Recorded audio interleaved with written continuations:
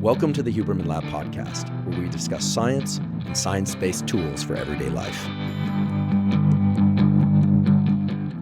I'm Andrew Huberman, and I'm a professor of neurobiology and ophthalmology at Stanford School of Medicine. My guest today is Dr. Bret Contreras. Dr. Bret Contreras holds a doctorate degree in sports science and is a certified strength and conditioning specialist. He has over 3 decades of experience training everyday people, athletes, and coaches on how to get stronger and develop larger muscles.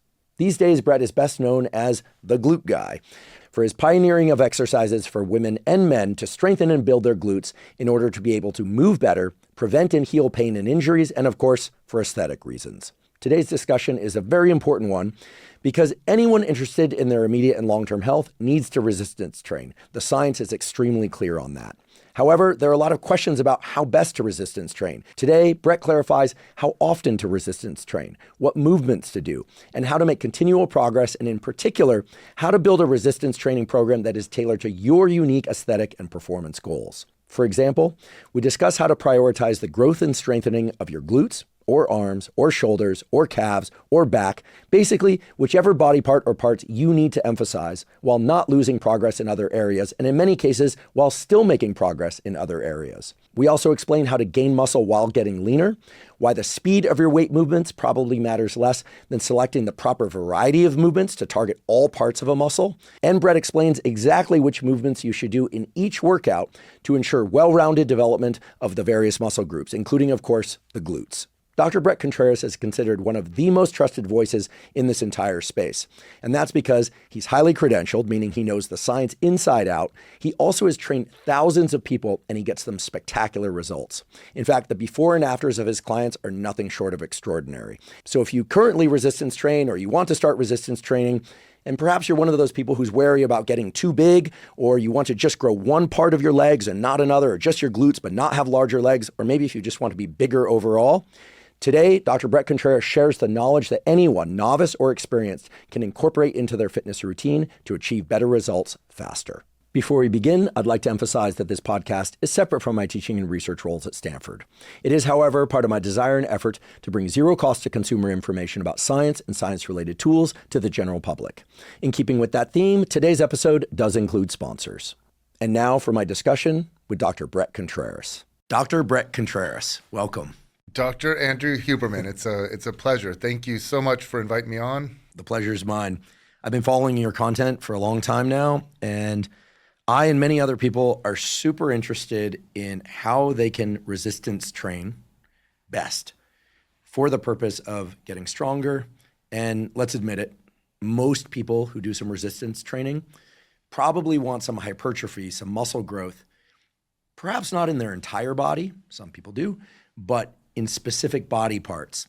They want to grow bigger arms, they want to grow bigger glutes, they want to grow bigger calves. That seems to be a theme nowadays. Glutes and calves seem to be the new biceps, as they say. So let's start off with the basics. Let's take the typical, if there were one, there isn't one, but let's imagine the typical woman or man in their 30s or 40s who's never really done any resistance training, maybe done some yoga, some running, maybe did a sport in high school, maybe not, and they are interested in building some muscle to shape their body the way they'd like to shape it. What is the frequency of workouts that you could give as kind of across the board?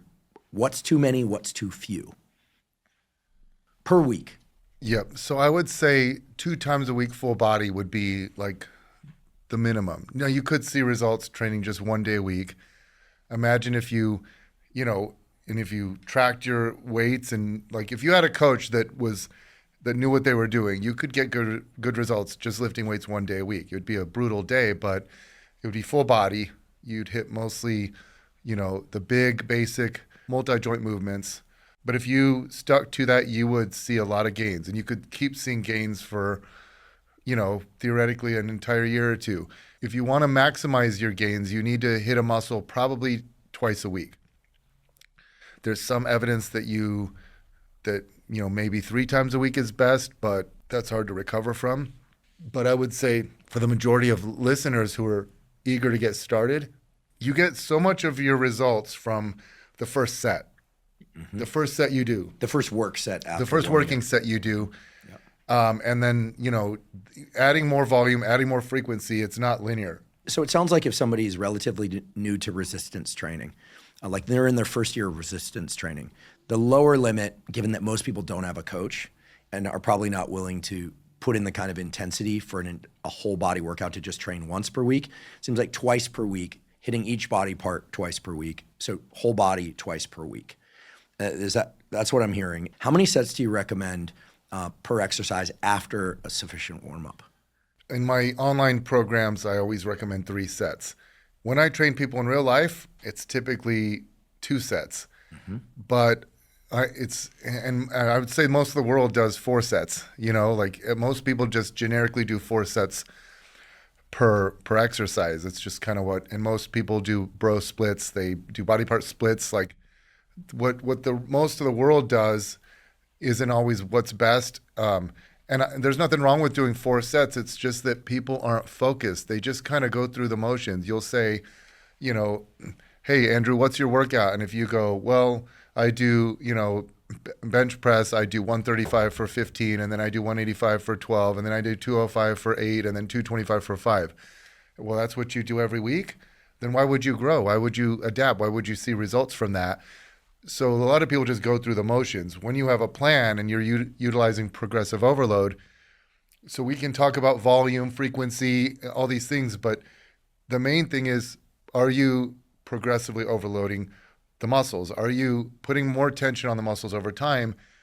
And that's how people grow. So it's like you can geek out on the variables, which I love to do, but if your program is working, then you're getting stronger over time. You don't need 4 sets to do that. You need to take notes, have a logbook or an app that keeps track of your progress, and you have a goal in mind. And I don't think most people do that. So it's like if I have one of my female clients and we're doing a leg press or a hip thrust or something, and say their main goal is to grow their glutes, and my goal for the day is for you to set a PR meaning personal record, on hip thrust. And, they've done 315 pounds for 8 reps. And I say, okay, I want you at least tying 8, but 9 or 10 would be good.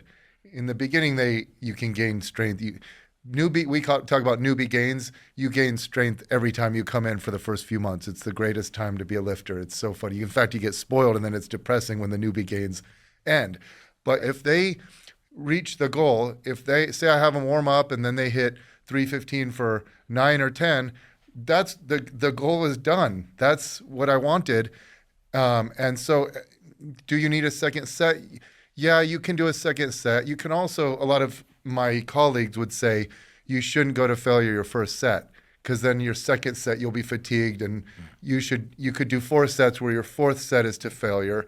There's a lot of ways to do things, and every coach has their own system. My system that I've had success with is kind of like focused on gaining strength over time, so that you don't require so many sets.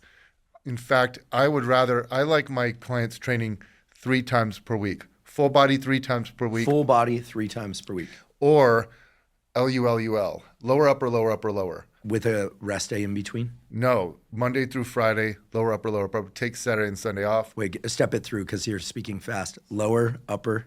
LULUL, lower, upper, lower, upper, lower. Keep in mind, 74% of my followers are women. I'm the glute guy, most of my followers are women. So women and men have different. They can train the same way for their gains. There's a lot of kind of experts coming out now saying women and men need to train totally differently. They don't need to train differently as per like the variables and stuff. The thing is, they have different goals. A lot of women want their glutes. They prioritize lower body more than, whereas men want more upper body. So then our exercise selection is going to differ, and our splits are going to differ. If we do split it up, they want typically 3 lower body days and 2 upper body days, whereas men would want probably the opposite, 3 upper body days and 2 lower body days, for example. But anyway, there's so many ways to do things. We could go on and on for an hour about the different ways to do things, but many roads can lead to Rome, but you do need to make sure that you're gaining strength over time if you want a muscle to substantially change. But you can't have that increase. That PR can't come at the expense of decreased range of motion or sloppy form. That's probably the number one tenet of strength training is progressive overload, and the listeners need to understand that, because otherwise you're just going to be spinning your wheels. Now, it's not to say you can't make gains not utilizing progressive overload. In fact, we talked about this when we were working out yesterday, how to use the mind-muscle connection. But ultimately, how do you know you're placing increasing demands on the muscle over time? Your barometer should be like, the loads and the sets and reps that you're doing. Perhaps one of the most underestimated but powerful tools to improve your mental health, your physical performance, and your cognitive performance is ensuring you get enough hydration every day. The unfortunate reality, however, is that tap water often contains contaminants that negatively impact our health. So while we're trying to get great hydration, that can cause serious problems. In fact, a 2020 study by the Environmental Working Group estimated that more than 200 million Americans are exposed to PFAS chemicals, also known as forever chemicals, through drinking tap water. These forever chemicals are linked to serious health issues, such as hormone disruption, gut microbiome disruption, fertility issues, and many other health problems, some of which are just now coming to light. For all these reasons, I was thrilled when I came across Rorra water filters, and now they're a sponsor of this podcast. Rorra makes what I believe are the best water filters on the market. I've been using the Rorra countertop system for almost a year now.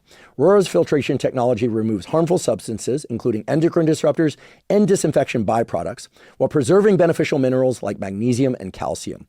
It requires no installation or plumbing, so it's extremely convenient. It's built from medical-grade stainless steel, and it fits beautifully on your countertop. It's something that you would want to have in your kitchen. What's additionally impressive to me is Rorra's transparency. You can find all of their independent third-party test results right on their website, and they report reduction data over the full life of the filter. If you'd like to try Rorra, you can go to rorra.com/Huberman and get an exclusive discount. Again, that's Rorra, RORRA.com/Huberman. Today's episode is also brought to us by Carbon. Carbon is a diet coaching app built by nutrition expert Dr. Lane Norton. Now, I've used Carbon for more than 3 years now, and I have to say, it's among the most powerful tools for nutrition coaching and effective weight management that I've ever encountered, especially if your goal is like mine, which is to maintain or build muscle while also losing fat. Now, I'm turning 50 years old this September, and even though I consider myself in pretty good shape, and I've been training for a long time and trying to eat right, one of my goals is to hit 50 in the absolute best shape of my life.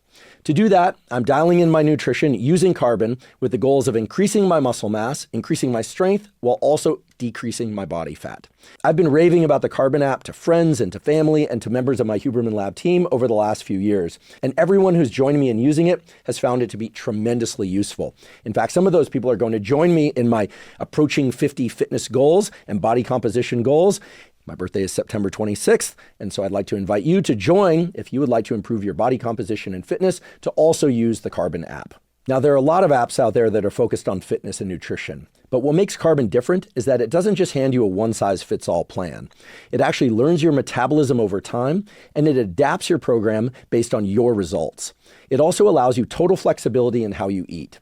So if you're looking to take a smarter, more personalized approach to your nutrition, I can't recommend the Carbon app enough. To try Carbon, you can go to joincarbon.com/Huberman.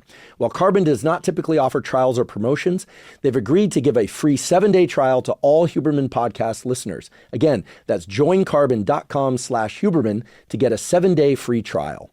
Let's just, if you don't mind, I'll just want to take a slight step back and highlight a couple of things that you said and maybe clarify a few of them for myself and for the listeners. The goal of going into the gym to train is foremost to create a stimulus that you need to adapt to so that the muscle grows and gets stronger. In theory, one could do that by training the entire body once per week, but that would be a very taxing workout, probably requires a coach to do properly. And in general, most people are probably going to benefit from training 2 or 3 times per week minimum. Okay. It does seem to be the case lately that most of the papers, as I understand, point to every muscle should be trained twice per week, perhaps not as intensely in the 2 workouts, but at least twice per week. And you said 3 times per week is probably even more beneficial. I like this lower, upper, lower, upper, lower, LULUL, 5 days per week format that you listed out. When I see that, I think, okay, lower body 3 times per week. Wow. Right now, I train my legs once per week intensely. So that's calves, tibs, hamstrings, quads. I now, because of your tutorial, train adductors, the inner thighs, and glutes, all in that one workout. And then 4 or 5 days later, I do a sprint workout, which is my second leg workout. It's not an in-gym workout, it's a sprinting workout. Training legs 3 times per week in the gym with weights and machines, et cetera, sounds like a lot. So my question is, for the 3 or even the 2 lower body workouts that men or women are doing, are they doing the same exercises in every one of those lower body workouts for the same muscle groups?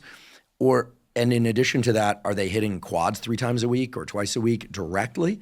Because many people can't recover, or at least the soreness doesn't go away in between workouts. So how are you splitting up lower body if somebody is training lower body 2 or 3 times per week? Great question. So first of all, I want to mention, before steroids became a thing, the bodybuilders back then, if you can look up like Steve Reeves, Reg Park, John Grimek, they did I think they all did 3 full body workouts a week, or they trained mostly full body, but they'd hit muscles frequently. The thing is, they didn't do. Now we have so many machines. They did mostly barbell training, and you know what I mean. They focused on the big basics, and they would repeat movements. So squatting 3 times per week, deadlifting 3 times per week. The goal is gaining strength.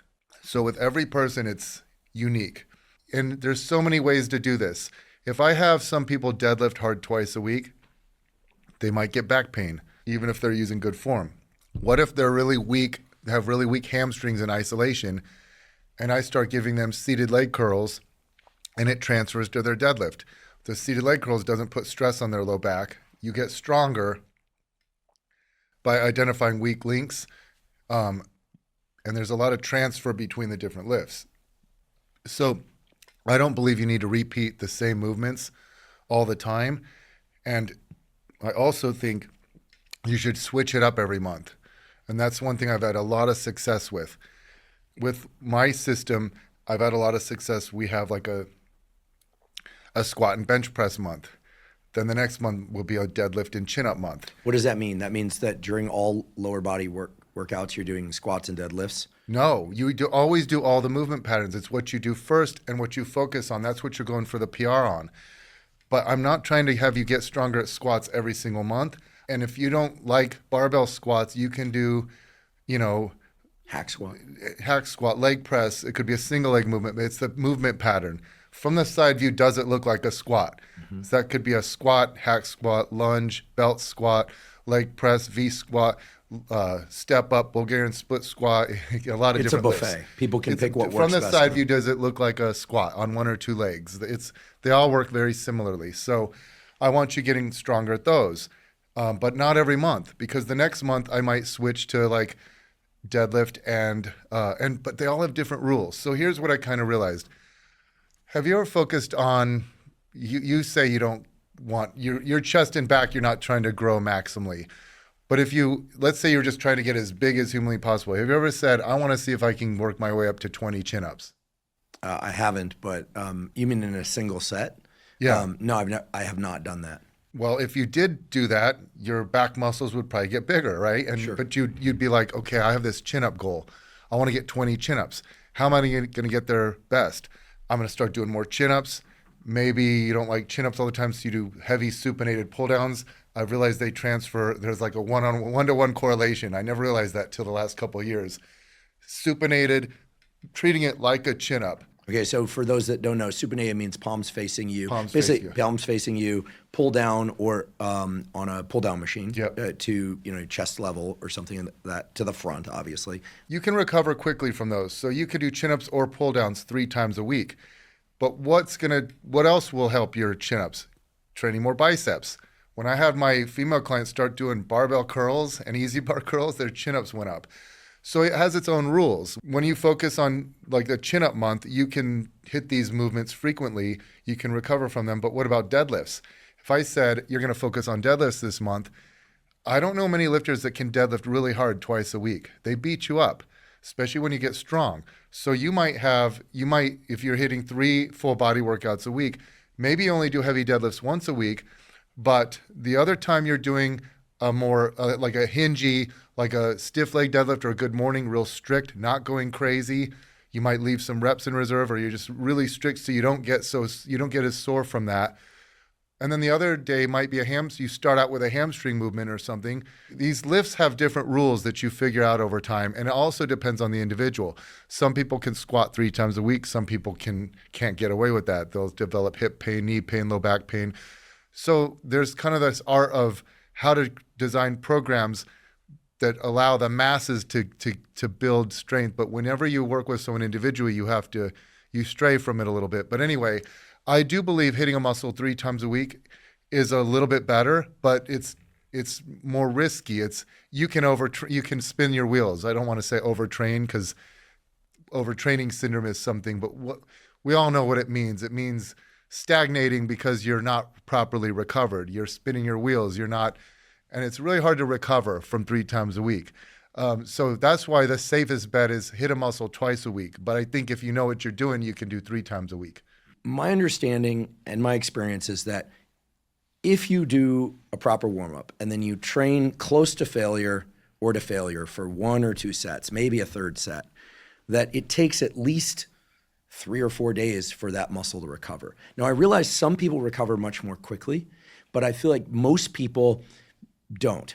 So for me, it's always been hard to wrap my head around 3 times a week training unless people are not going to failure or they're switching up the movement so that the muscles are being targeted differently each time. First of all, there's what you're saying about most people. You're insinuating that people have different recovery genetics, and there's research on that. Some people experience way more muscle damage than others, and some people have like a recovery gene. Like I'm really? sure they there's just recover quickly. Yeah, it's an old paper well, I read. I don't have that gene. I don't have it either. Clearly. And I'm very envious of people who do, because the listeners, you'll probably have people split in half. People going, I can do these crazy marathon workouts, and the next day I'm not even sore. And other people like you and I going, I get so sore. I wish I could. But here's the thing. You could train it 3 times a week. You have to adjust the variables. If you're always training when you're fatigued and beat up, you're never going to get stronger. So you might have to adjust the variables. You and I might not be able to do as many sets as we could when we were 23. You know what I mean? Now that we're approaching 50, we have to do a little bit less volume.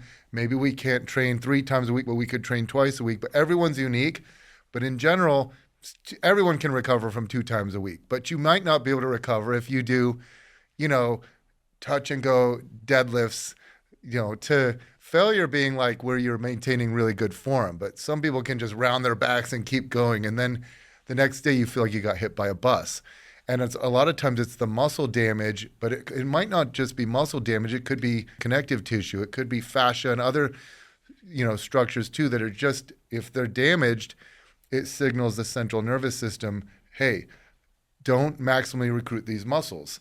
So if pain inhibits muscle activation, damage, it's probably a wise, evolutionary strategy for the body to say, hey, chill, you're not recovered yet. Let's limit the gas pedal. How much, let's put the brakes on a little bit so this person can't keep hurting themselves. But you want to be recovered, so you sometimes have to adjust the variables, which are exercise selection, that's probably the most important, volume, effort, how hard you push yourself. These are your tools. Program design is an awesome concept, and there's an art to this. We have a lot of science, but there's an art to combining them all, and that's why strength training is an applied science. That's why it's fun for me. There's an art to this, and you can't just read a research, like a review paper, and be like, here's how everyone should train. But could you recover from hitting a muscle 3 times a week? You mentioned that you want your hamstrings to grow. You could do 2 sets of lying leg curls 3 times a week, especially if you stopped your sets 2 reps shy of failure. Lying leg curls don't beat you up as much. It's when you throw in the stiff leg deadlifts, the good mornings, even seated leg curls the way we did it yesterday, where I enhanced the eccentric and made it harder on the way down and really made you upright in that seated leg curl position, so you got to stretch on the hamstrings. That tends to create a little more damage. So some of these exercises that give you the most bang for your buck and they're the most efficient exercises, they sometimes aren't the best exercises if you're training a muscle frequently. And I like to say walking lunges are probably the best glute exercise there is. The problem is they're too good.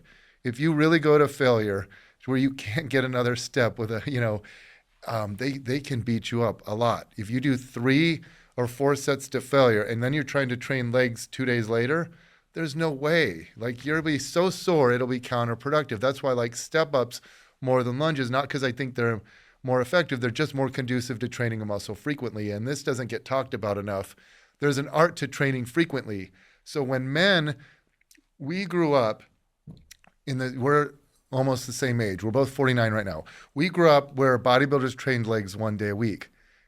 Everyone trained, you had your body part split routine where you train a muscle 1 day and then you damage the hell out of it and you need a whole week to recover. The workouts back then were like 4 sets of squats, 4 sets of stiff leg deadlifts, 4 sets of leg press, 4 sets of leg extensions, and then maybe 2 types of leg curls or something, and then you'd be annihilated for the whole week. Can that work? Yes. The bodybuilders got big legs back then. But I think better results are seen when you don't go so crazy. So you're saying, okay, my girls train my programs and my glute squad, I have one in San Diego, one in Florida. They train their legs, they train lower body 3 times a week. They do 1 squat pattern, a squat lunge pattern. Per workout? Yep, 1 and 3 sets. But when I train them in person, it's typically 2 sets because I push them harder and we have a goal in mind. And also what I've realized is I typically only push them really hard during their first exercise because I realize if I sit there and hover over them for all 4 exercises, 3 of the exercises are hard. One's a squat lunge pattern, one's a hinge pull movement, meaning a type of deadlift, stiff leg deadlift, good morning, or a 45-degree hyper or reverse hyper. And then you have your thrust bridge pattern, where it's either a hip thrust or a glute bridge, and we have lots of different hip thrust tools. But those don't create as much muscle damage because you're training the glutes in a shortened position. Anyway, the squat lunge hits your quads, glutes, and adductors. The hinge hits your hamstrings and glutes. The thrust mainly just works the glutes. And then you throw in an abduction movement at the end, which is glute medius or upper glute max. And that tends to be, you can recover from that. Also, I want to mention women can recover a little bit better than men. The research is mixed, but having trained men and women for literally 30 years now, I will tell you women recover better. I don't need studies to tell me that. They can do a little more volume. Also, it might matter if you're on a specialization routine, meaning men, we're hitting our traps. We're hitting all 3 heads of our delts. We're hitting all the muscles in the body. So a lot of the women, their upper body workouts, if they train full body, they might just do a compound or multi-joint upper body press and pull, and that's it. No direct arm work, for instance. A lot of them, yeah. Because they don't want their arms to grow. They don't care as much as men do about arms. They're going to get decent arm development focusing on 1 upper body press and 1 upper body pull, but do that 3 times a week. We might do 36 sets a week for glutes. And you think, oh my God, that's so much. It's 12. I mentioned the 4 patterns. So you got your squat lunge, hinge pull, thrust bridge, and then your abduction. And those can be in any order. Sometimes we prioritize the squat lunge, sometimes the hinge, and it makes it fun because it's fun to PR on your favorite type of squat or hack squat or lunge or whatever. And then the next month we might prioritize a hinge, but you're always doing all 3 of them. But you're going for PRs on one of the movement patterns each time, and then you mix it up throughout that's my system that tends to work well. There's a million ways to do it. But anyway, you can recover from that because it doesn't beat you up so much, but there's rules to it. You alternate with the squat lunge pattern, you alternate with a bilateral and unilateral because the unilateral tend to get you more sore. Yeah, could you clarify bilateral, unilateral? Bilateral is double leg or double, like two limbs at a time. And then unilateral is single arm or single leg. Like rear foot elevated. Yeah, so the rear foot elevated split squat or the Bulgarian split squat, they tend to get you more sore in the muscles and also vertical hinges, meaning deadlifts and good mornings, where it's a vertically loaded compared to like 45-degree hypers where you're kind of at an angle. The 45-degree works you a little bit more at shorter muscle lanes, not as much in the stretch. So you can recover from those a little bit easier. With my system, we tend to alternate. You don't try to do RDLs and good mornings 3 times a week. That would be overkill. There's so many ways to do things, but that's how you make it recoverable. And then if you have a client that's like, I'm beat up all the time, I feel like I'm not recovering, let's reduce the sets. Okay, I don't want you training as close to failure. Let's switch the exercises. You're doing Smith machine reverse lunges and they're annihilating you. Let's see if you can do a glute dominant step up where you're leaning forward. And it works for all the muscle groups too. It's like delts. I prioritized delts the last year and I feel like they grew. I wanted to do more delt volume, but if I just do dumbbell ladder raises all the time and I'm always going for progressive overload on them, I start heaving, it starts kind of irritating my joints a little bit. But I've found that cable ladder raises don't beat me up as much. But I will use dumbbells, machines, cable columns, even bands. You can do band exercises. Those work you most in the squeeze position. They don't create as much muscle damage. So you use this knowledge to maximize your recoverable volume. MRV, it's this concept of maximum recoverable volume. You want to do as much volume as possible, but still recovering from it. Okay, this is an extremely important concept that most people, I believe, have not heard of. Certainly in exercise science circles, I'm sure everybody knows, but maximal recoverable volume. I think this is so critical because it frames basically everything we've been talking about up until now. And I also think it can help clarify a lot of confusion for people, in particular, people that are starting to do resistance training and want to better understand what works and what doesn't work over time, both men and women. But also experienced lifters, because my sort of weaning and understanding around resistance training came from, the high intensity folks. Okay, this is years ago, and this can be basically summarized as you warm up, you do a super intense focused set, maybe 2, maybe 3, and then you maybe do that for another muscle group, and then you take a couple days off and then come in and train other muscles. And really you're hitting each muscle directly once per week, very intensely, both with mental focus and with physical, intensity, obviously. And then you leave it alone and you try and get stronger every single workout. That was kind of the idea. Nowadays, I'm hearing a lot more about the kinds of things you're describing, like training each muscle group 2 or 3 times per week, dividing upper and lower body, so not dividing the body up as finely into like chest and back one day, shoulders and arms another day, legs another day, and so forth. And doing a lot more volume, but maybe not going to failure, and certainly changing exercises each workout. So these two things, obviously, they both can work. I think we were talking about this yesterday. They both can work, but there was this additional kind of element to it that I want to frame up here, which was the idea from Mike Menser and Arthur Jones of, and all the Nautilus folks that really believed in these really brief, super high intensity, infrequent workouts was one that I do think is true, at least in my experience, which is as you gain more experience with resistance training, you are able to generate more directed intensity. Not like coming into the gym with more energy, but being able to really focus your mind and energy on, let's just say like a pull-up.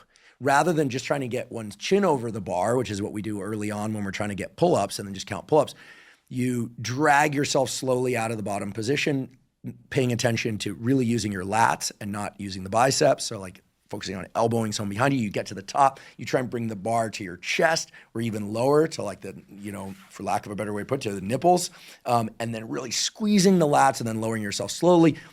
This is very different than trying to rep out chin-ups. And the idea always was that doing things in a more focused way comes with experience, that the beginner can't generate that kind of intensity. They don't know how to do the movements, which led me at least to believe that at the beginning, when somebody's in their, say, first 4 to 6 months of training, that a bit more volume is necessary in order to really learn how to do the movements properly, really develop the mind-muscle connection, really understand how to train without getting hurt, and really learn what that MRV, we didn't know that concept back then, but really learn, okay, I can train my legs twice per week, it's fine. But if I go to 3 times, I start getting weaker in my workouts, not stronger. Or if you're like me, I can train my legs once per week really intensely, but you know what? Not every muscle in my legs is growing the same way. Maybe I need to do twice a week for hamstrings because one muscle group is lagging. So the reason I'm sort of spooling out this essay here is that I think there's a lot of confusion for people about where to start and where to go. And MRV seems like it should be the kind of governing factor, the compass in all of this. So for instance, if a client walks into your gym and let's just say she, because you train a lot of female clients, but this could be also a man talking about chest training. But let's talk about a woman comes in and she just says, listen, I don't want to be big. Right? This is kind of what you hear, but I really want my glutes to be a bit bigger and I would like to see some abs and, and she's athletic, she's done cardio, done maybe a sport, maybe played some soccer, but she wants to really focus on her glutes and her quads. What do you do to assess MRV? Are you looking for her to get stronger every single workout? Or do you spend 2 or 3 weeks just like teaching her the movements? Do you spend 2 or 3 weeks teaching a guy, hey, you know what? You think you can do a biceps curl? But let's do a biceps curl where you really learn to activate the biceps at the beginning of the movement. You're not swinging your elbow forward, you're contracting the biceps. Let's really learn how to bring like your pinky higher than your thumb at the top and really learn how to cramp that thing down.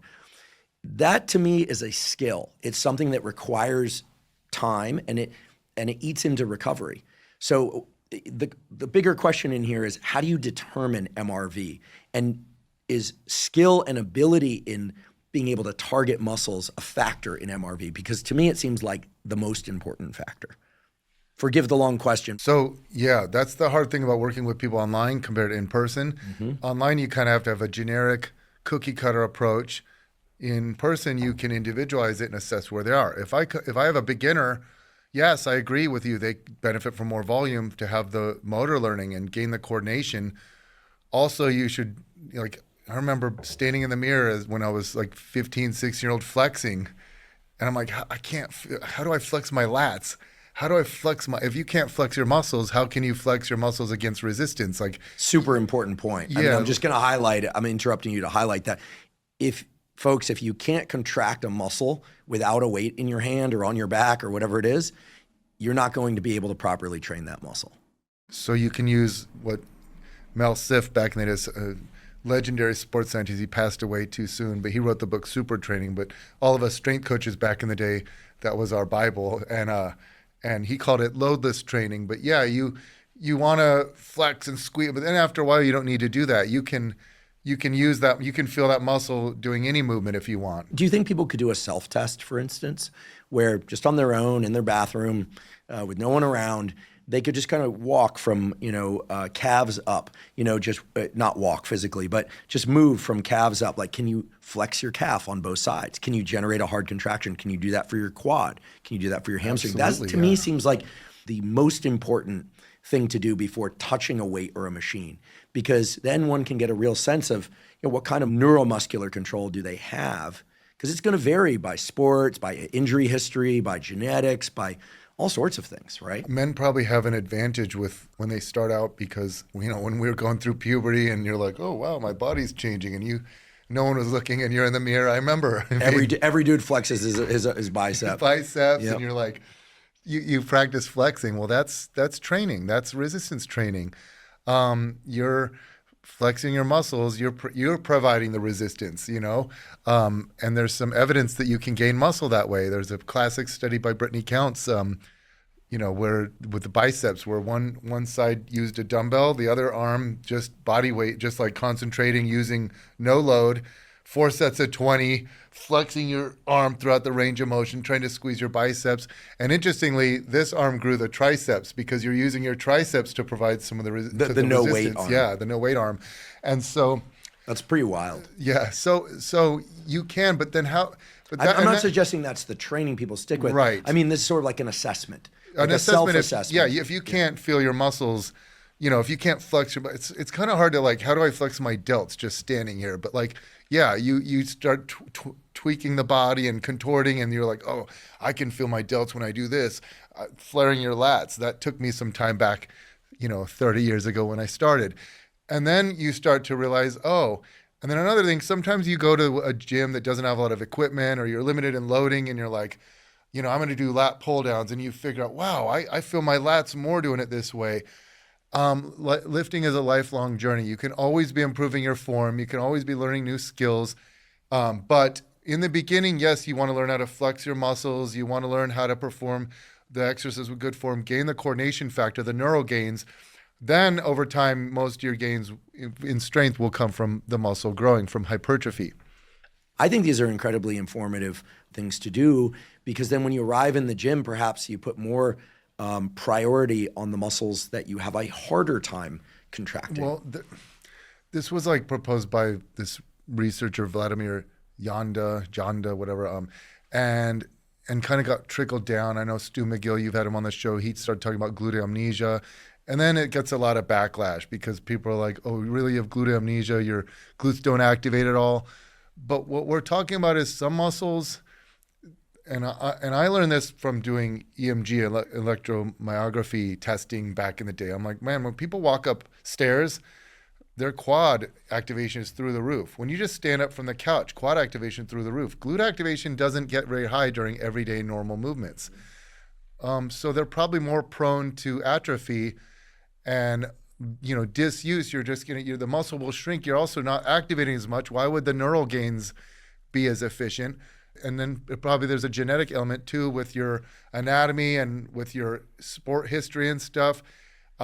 So there's kind of like think of it as neural programming. I know glute activation gets a lot of flack from people because it got so popular back then. Low load glute activation. It's funny because I'm a personal trainer, but my roots come up as a strength coach.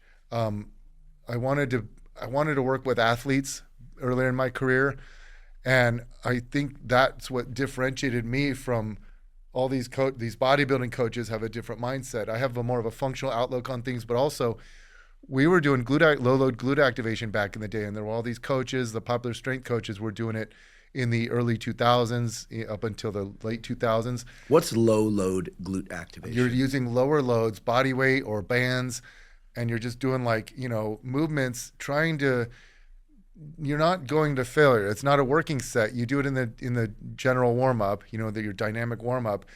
You might be able to do 100 glute bridges, but you're doing 2 sets of 10, trying to really squeeze the glutes and feel them moving you. Lateral band walks, things like that. So we were doing that in the early 2000s to wake up the glutes. And there is evidence of this, though. There's probably 15 studies on it, key studies. A lot of them show no benefit, but a couple of them show definite neural gains. Like one study just in 1 week that had people doing like an hour a day of isometric, on all fours. You put a band around the knees and you did kind of this weird movement where it's like hip extension, abduction, external rotation at the same time, kind of lifting your leg out to the side. Like a dog peeing? Yeah, almost like a fire hydrant, but also extending. It's called a fire hydrant? The fire hydrant movement. Oh, because like a dog. You're on your fours and you lift a leg up. Yeah. All right. Yep. But they wanted it to be isometric because they thought isometric, you're using the brain. Isometric focuses where you're pausing the movement, typically in the fully contracted position, but where you're holding the movement and really trying to contract the muscle. So there's obviously you got to get the knee up to pee on the fire hydrant, but then you're holding it there and really trying to contract. So they tried to do 20 minutes 3 times a day for a whole week. That's crazy. 20 minutes of isometric holding? So it's as much as you can tolerate, but 3 times a day for a whole week. Because they did the study in 1 week, but in 1 week they showed significant. I don't know all the terms because this is the you would know these terms. Neural side. You would know the neural side. The motor cortex. One way or another, there's a strengthening of the neural connection. Yeah, the brain, the air in the brain, the motor cortex responsible for activating the glutes saw increases in just 1 week.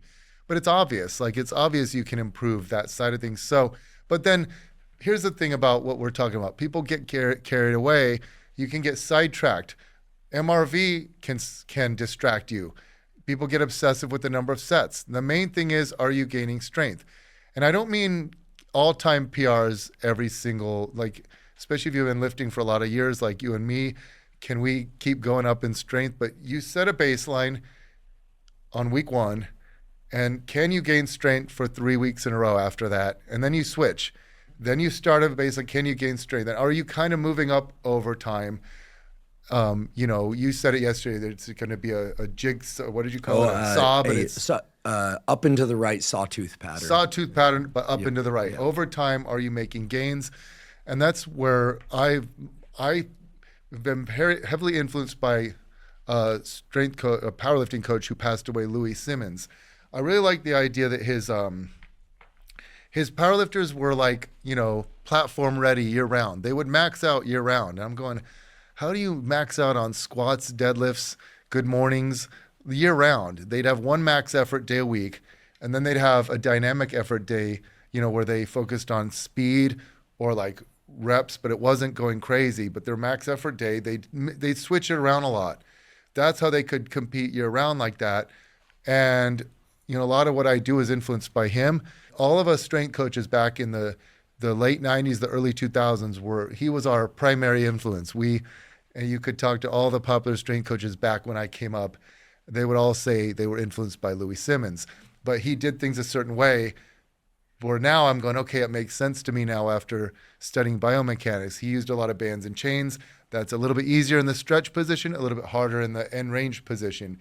He did one max effort, but is rotating the lifts every, several weeks. And so that's what I do, but I'm not just preparing my clients for powerlifting. I love the squat, the bench, and the deadlift. I also love the military press, the chin up, and the hip thrust. Those are my big 6 lifts. But we also use leg press. We use whatever machines, tools, whatever suits the clients well. And I help my clients figure out what their favorite exercise are, and they evolve over time. But here are the tools, and we try to set PRs over time, but you switch it around. Because what you talked about in a previous question, this old Nautilus and HIIT philosophy was, hit a muscle infrequently, hit it hard, recover, blast it, and try to get one more rep or go up 5 or 10 pounds. It sounds great in theory. It just doesn't work out in real life. You can't get stronger continually over time anyway. Eventually you get hurt. That's the thing. If you just repeat the same exercises, say you and I just said, look, let's say we worked out tomorrow together. Let's set our baseline with deep squats and stiff leg deadlifts. And whatever we hit. And then we're going to go up either one more rep or, up 5 or 10 pounds. Even if we maxed out and said, okay, we're going to try and get one more rep each week, you won't get, 52 more reps each year. Right. You won't get 5 more pounds each month. That's 60 pounds in a year. You won't keep going up 60 pounds. Maybe you can the first year, maybe the second year, depending on the lift. But after a while, then if that were true, in 10 years of lifting, everyone would be doing 600 plus pounds on every exercise. It doesn't happen. And that's what people don't talk about with progressive overload. You got to talk about this because you can't just keep going up. It doesn't happen. And then it's frustrating when you think you have to progressive overload and then you don't get one more rep, or you don't get 5 more pounds, or you don't set a PR, and then you start contorting your form, and you start getting joint pain and nagging injuries, and then you start going backwards. That's one thing you definitely want to avoid. We talked about this yesterday, is avoiding this pain cycle, avoiding this nagging injury cycle. How do you keep making gains without being hurt, and that's where you got to use more variety. We've known for a long time that there are things that we can do to improve our sleep. And that includes things that we can take, things like magnesium threonate, theanine, chamomile extract, and glycine, along with lesser known things like saffron and valerian root. These are all clinically supported ingredients that can help you fall asleep, stay asleep, and wake up feeling more refreshed. I'm excited to share that our longtime sponsor, AG1, just created a new product called AGZ, a nightly drink designed to help you get better sleep and have you wake up feeling super refreshed. Over the past few years, I've worked with the team at AG1 to help create this new AGZ formula. It has the best sleep-supporting compounds in exactly the right ratios in one easy-to-drink mix. This removes all the complexity of trying to forage the vast landscape of supplements focused on sleep and figuring out the right dosages and which ones to take for you. AGZ is, to my knowledge, the most comprehensive sleep supplement on the market. I take it 30 to 60 minutes before sleep. It's delicious, by the way. And it dramatically increases both the quality and the depth of my sleep. I know that both from my subjective experience of my sleep and because I track my sleep. I'm excited for everyone to try this new AGZ formulation and to enjoy the benefits of better sleep. AGZ is available in chocolate, chocolate mint, and mixed berry flavors. And as I mentioned before, they're all extremely delicious. My favorite of the 3 has to be, I think, chocolate mint, but I really like them all. If you'd like to try AGZ, go to drinkagz.com/Huberman to get a special offer. Again, that's drinkagz.com/Huberman. Today's episode is also brought to us by LMNT. LMNT is an electrolyte drink that has everything you need and nothing you don't. That means the electrolytes, sodium, magnesium, and potassium in the correct amounts, but no sugar. Proper hydration is critical for optimal brain and body function. Even a slight degree of dehydration can diminish cognitive and physical performance. It's also important that you get adequate electrolytes. The electrolytes, sodium, magnesium, and potassium, are vital for functioning of all the cells in your body, especially your neurons or your nerve cells. Drinking LMNT dissolved in water makes it very easy to ensure that you're getting adequate hydration and adequate electrolytes. To make sure that I'm getting proper amounts of hydration and electrolytes, I dissolve 1 packet of LMNT in about 16 to 32 ounces of water when I first wake up in the morning, and I drink that basically first thing in the morning. I'll also drink LMNT dissolved in water during any kind of physical exercise that I'm doing, especially on hot days when I'm sweating a lot and losing water and electrolytes. LMNT has a bunch of great tasting flavors. I love the raspberry, I love the citrus flavor. Right now, LMNT has a limited edition lemonade flavor that is absolutely delicious. I hate to say that I love one more than all the others, but this lemonade flavor is right up there with my favorite other one, which is raspberry or watermelon. Again, I can't pick just one flavor. I love them all. If you'd like to try LMNT, you can go to drinklmnt.com/Huberman, spelled drinklmnt.com/Huberman, to claim a free LMNT sample pack with a purchase of any LMNT drink mix. Again, that's drinklmnt.com/Huberman to claim a free sample pack. Real quick question, and then more about what we were just discussing. You mentioned 6 lifts and you rattled them off very fast. I caught them. People can slow it down, but yeah, I heard squat or hip hinge in there. Could you list off the 6 things that you consider? And I realize there are many, many more exercises, but what are the 6 that you listed off? My top 6 are squats, bench press, deadlifts, military press, chin-ups, and hip thrusts. Great. And if you do those 6 lifts, so it's like, I loved powerlifting, but if you just did the 3 lifts, your shoulders might not be maximally developed. Your lats might not max. You might be leaving some room for glute growth on the table. And so this, in my opinion, you're going to develop all your muscles with these 6 lifts. Squat, bench press, deadlift, military press, which is overhead press. Overhead press. Could be standing, could be seated, front of, et cetera. Well, then chin and hip thrust. And there could be variations on all the these. variations of those. But let me tell you a lesson I learned. In 2020, we have the quarantine, right? We're all so bored. And stressed. We're bored and stressed at the same time. Yeah. I have a gym in San Diego, and it's like, I remember like week 1 of the quarantine. I'm like, okay, I can do this. I'm lucky. I have a gym. I can go to the gym. I don't have to do these silly body weight workouts that we're telling everyone to do. I can actually still use all the machines and the free weights. And I had my client Allegra call me, Coach, you know me, I'm going to go crazy. You know my mental health. I have to be lifting weights. I'm like, well, come to the gym with me. Who's going to know? And then, California was pretty hardcore. But I'm like, I don't want I know it was like this is a sensitive topic because people were dying back then. How tragic. But I'm a very social person. And I'm like, all right, I'm going to let my clients come and train with me. Well, long story short, 2020 was, sad enough, probably the best year of all of our lives. We'll say it was the best year. We lifted weights all day long because you weren't so focused on your career back then and posting to social media. You were just trying to survive each day, and you weren't even allowed to post on social media about like your workouts and stuff because you weren't supposed to be in a gym. So my clients would come to me for 2-3 hours a day, six days a week. I was in the gym all day long. And all of a sudden I'm like, Jesus, my clients are getting so freaking strong. They're insane right now. They're so strong. So that's when I thought up the idea of strong lifting. It's like powerlifting is the 3 lifts. Strong lifting is the 6 lifts. Those 6 lifts I just mentioned. We're going to start competing. And I did this like psychological trick where I'd have my computer up and I'd have the spreadsheet and I'd have all my clients' names and all their strength, and they'd start looking because I gave awards out so if you got the absolute best or the relative best, strength divided by body weight at any lift, and then we had the total lift, and then we had strongest upper body, strongest lower body, strongest presser, which were squats, military, and bench, strongest puller, which was chin-ups and deadlifts. So I strongest lower body, strongest upper body. We could mix it around. I had like 55 awards I'd give out. But the point was, the women would go, like my clients, like Amanda would be like, Carly just hit a PR. Ugh, I got to beat her. Like they got competitive with it. And so were they training these every single day of those 6 days per week? No, I would say we did kind of like the lower, upper, lower, upper, lower, because they wanted to come in every day. They were bored to death. So we'd have 3 lower body days.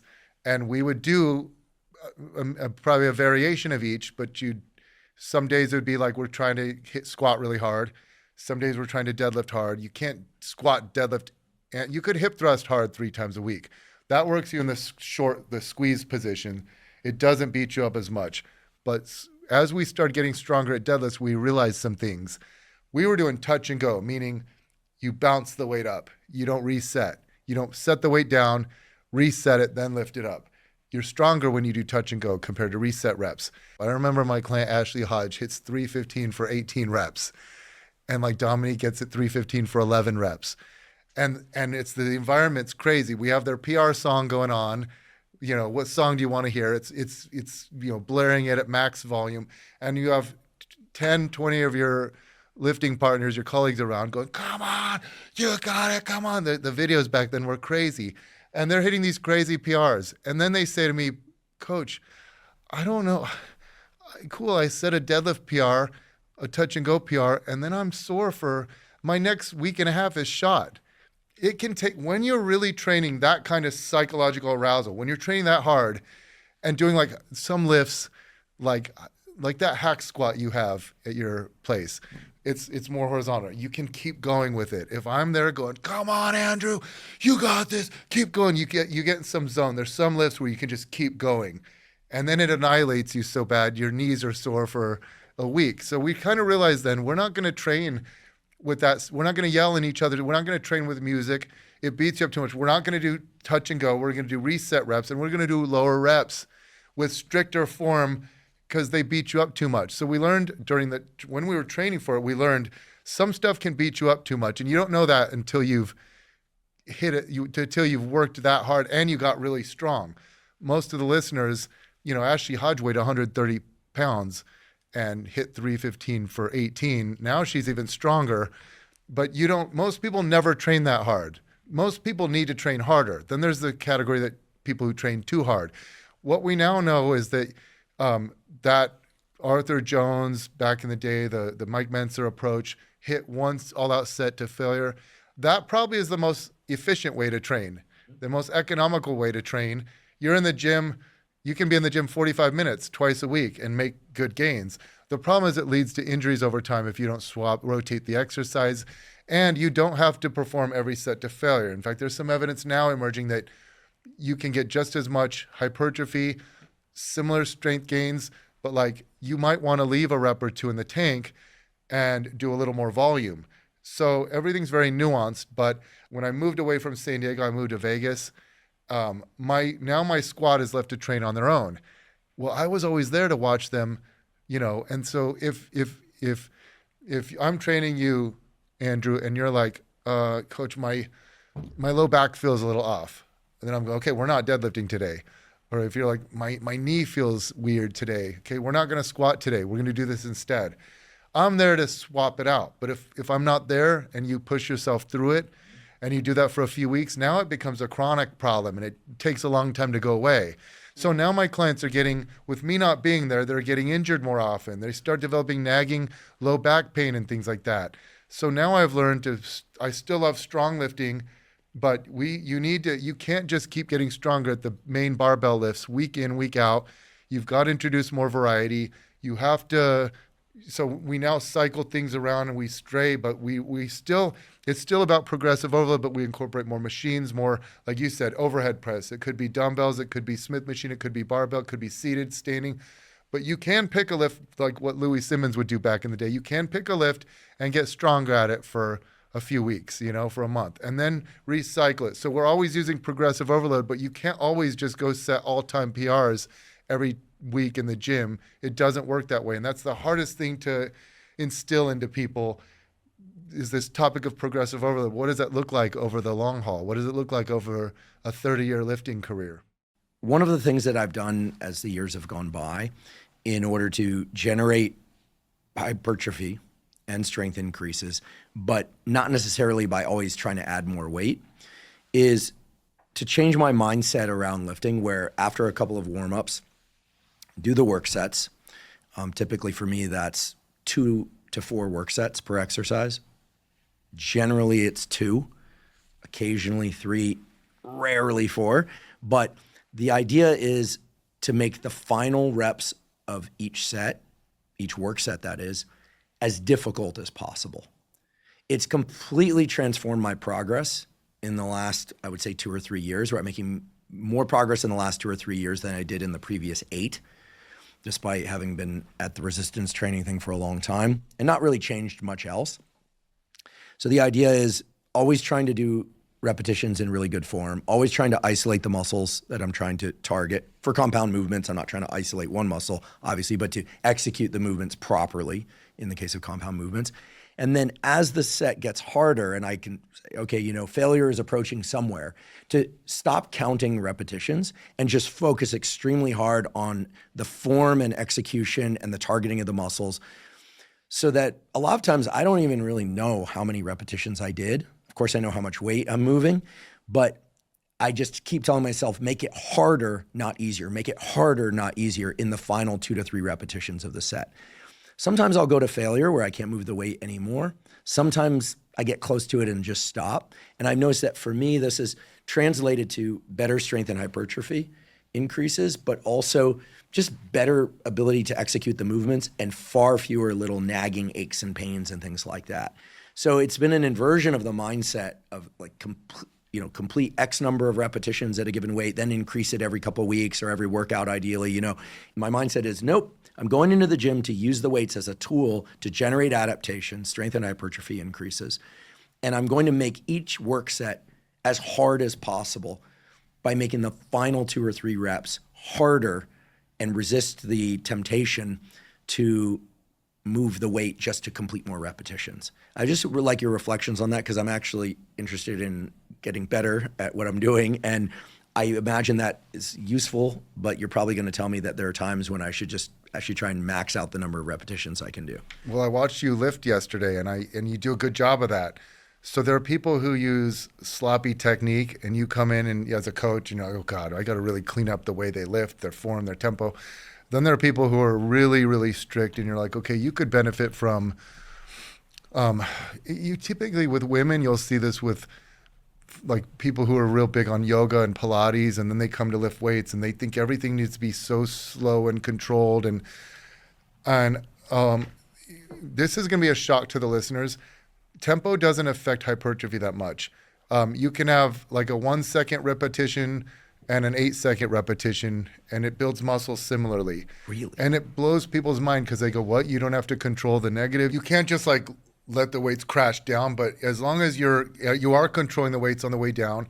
Also, the lift matters. Some lifts are less range of motion. I used to laugh at when I'd see people, this is how you know who's really a coach and who's not. When you see them prescribe an exercise and you're like, do this with a 2 second concentric and 4 second eccentric, 6 seconds per rep, and it's like a shrug. Imagine what that would look like.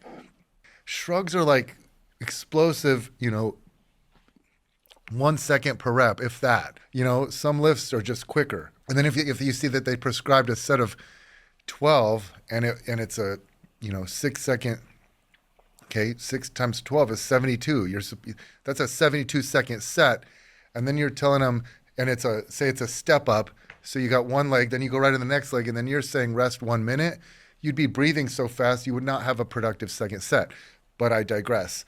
I think tempo matters mostly for longevity. If you're just like being very erratic and so explosive and not controlling the weight, you have a better chance of getting injured over time. And so I think tempo is more important for hypertrophy in the long run by preventing injury. My clients, they will do hip thrusts explosively, and people will say, you got to control the weight on the way down. Well, there aren't tons of studies on this topic, but it appears that they're wrong. You can explode up, you can lower it lower it quickly, or you can go a lot lighter and really control it. It makes more sense to me to try to explode at the bottom and like really, but you want to control it, but you want to use that explosion because you're trying to create maximum force in the stretch position, the bottom position, but then you still want to use full range and control it the whole way and maybe have a brief little pause at the top. But yeah, people get too strict on tempo, and those are the same types that when you're so focused on tempo and form and feeling that you don't use progressive overload. Like what you just said, you don't even count it. You don't even know how many reps you did, but you saw results this way. So a lot of times people see results just from doing something different. You and I talked about how when you were in your teens learning how to lift weights, you were influenced right away by Mike Mentzer. So you right away learned how to get your all out of one hard set, or like, low volume training. I was the opposite. I learned from Arnold, and Arnold and Mentzer were like opposing. They actually didn't get along in real life. So I read Arnold's encyclopedia and I'm like, I got to do all this volume. So I did high volume training for 8 years. When I was like 24 years old, I started doing low volume training, one set to failure. It took me a while to get good at it. I sucked at it initially. And then you get really good at pushing one. It's a skill. You get so much better when you're only doing one set. You get really good at getting your all out of that one set. You mentioned that then you saw good results realizing I can benefit from more volume, doing more sets. Same with when you said, I'm going to focus on making the last reps harder, not using momentum or body English to squeeze out a couple more to make it easier. And you definitely see gains that way. But it's this concept where something that can get you gains, then it can limit you eventually because your focus is now on. So you're relying on your mind. You're relying now on your mind to use progressive overload, meaning you're not going to progress with weights. You're going to try to produce increasing amounts of muscle force through a mind-muscle connection, through an internal attentional focus. And you lie to yourself. It's the same as if I don't have my logbook in front of me, and I go, I hit 315 for 6 last time. And then I get it for 7. I'm like, yeah. And then I get my book, and I'm like, oh my God, I hit it for 8. I forgot. I could have probably gotten more. That's what I like about taking notes and writing it down. You lie to yourself and you limit yourself, and you're like, God, if I knew that I had to hit 8 before, I probably could have hit 9. But the set still felt hard. But we're capable of a lot more. But you got to be reminded. That's why, for my clients, I give them autonomy. So say we're doing hip thrusts first, and they say, Coach, what should I do? I want them involved in on it. I think things work better when you get them involved. So go, okay, which hip thrust do you want to do? At my gym, we do rotisserie hip thrusts, ramp hip thrusts, and thruster pro. You won't know what those mean, but which hip thrust do you want to do? Or say they're doing a squat. Do you want to use the glute builder squat machine because it's really good? Or do you want to do a Smith machine squat? Do you want to do a barbell squat, box squat? Do you want to use the T-bell and do the squat that way? Which squat do you want to do? And I let them choose. And they go, let's do a rotisserie hip thrust, or let's do a T-bell squat. All right, what are your records? And then they say, well, I've done, my record with the T-bell squat is I've done 100 for 16. I've done 125 because we load up 25-pound plates on that. They are very involved in the process. And I go, okay, which do you want to beat today? And I give them some autonomy. So yes, a lot of the coaches listening to this would say, so you only have them go hard on one set? You should have them go do 3 or 4 sets and then the last set go hard on. But that can work well. And there's also some evidence that you can trade off volume and effort, meaning if you left 3 reps in the tank but did an extra 2 sets, that might be equal to doing a couple less sets but go training to failure. There's some evidence of that. But I'm just saying my system, I want them focused on progressive overload. And when they have autonomy and they say, okay, Coach, I think I want to go for the 125 for a 7. I want to get 8. All right, let's do it. And then you're focused on it, and then you go all out, you hit 8, great. They set a PR. Now I'm not going to follow them through the rest of the workout. Now get your volume in, but you achieve the goal. Everything else is icing on the cake. You achieve that goal. People don't understand how hard it is to continue to keep using progressive overload. Most people stop after a year or 2. They just quit paying attention. I think you've done that because we get older and you're like, oh, I can still get awesome workouts. I can still improve my physique. But what you're talking about is using my muscle connection to produce increasing muscle force, putting more mechanical tension on the muscles through your mind, but your mind plays tricks on you. It's not objective. What is objective is the load on the bar, but that can play tricks on you too, where you're setting PRs but using sloppier form, not controlling it, using a different tempo or a different range of motion. So that happens too. That's why you got to have this yin and yang. the external and the internal, like the progressive overload with the mind-muscle connection. Those two are the yin and yang that keep each other in check. And those two pathways are necessary to optimize hypertrophy over the long run. Yeah, I definitely pursue progressive overload still. I should have been clear about this. What you're describing is using progressive overload. You're just keeping the same weight. Mm-hmm. But I remember writing an article like 10 different ways you can progressive overload. And that's just confusing people. No, there's two main ways to progressive overload. You use the same weight for more reps or more weight for the same reps. But in a way, you are using progressive overload because you're using the same weight, not necessarily getting more reps, but having more control over it, which does produce more tension on the muscles and can lead to muscle growth over time. It's not as objective. It requires you to come in fresh and work your hardest. And there's no studies on this topic, by the way. It would be cool to see one group focus just on the numbers, quantity, and the other group focus just on the quality for a whole year. And maybe in your first year you might tie, but over the years, I don't know.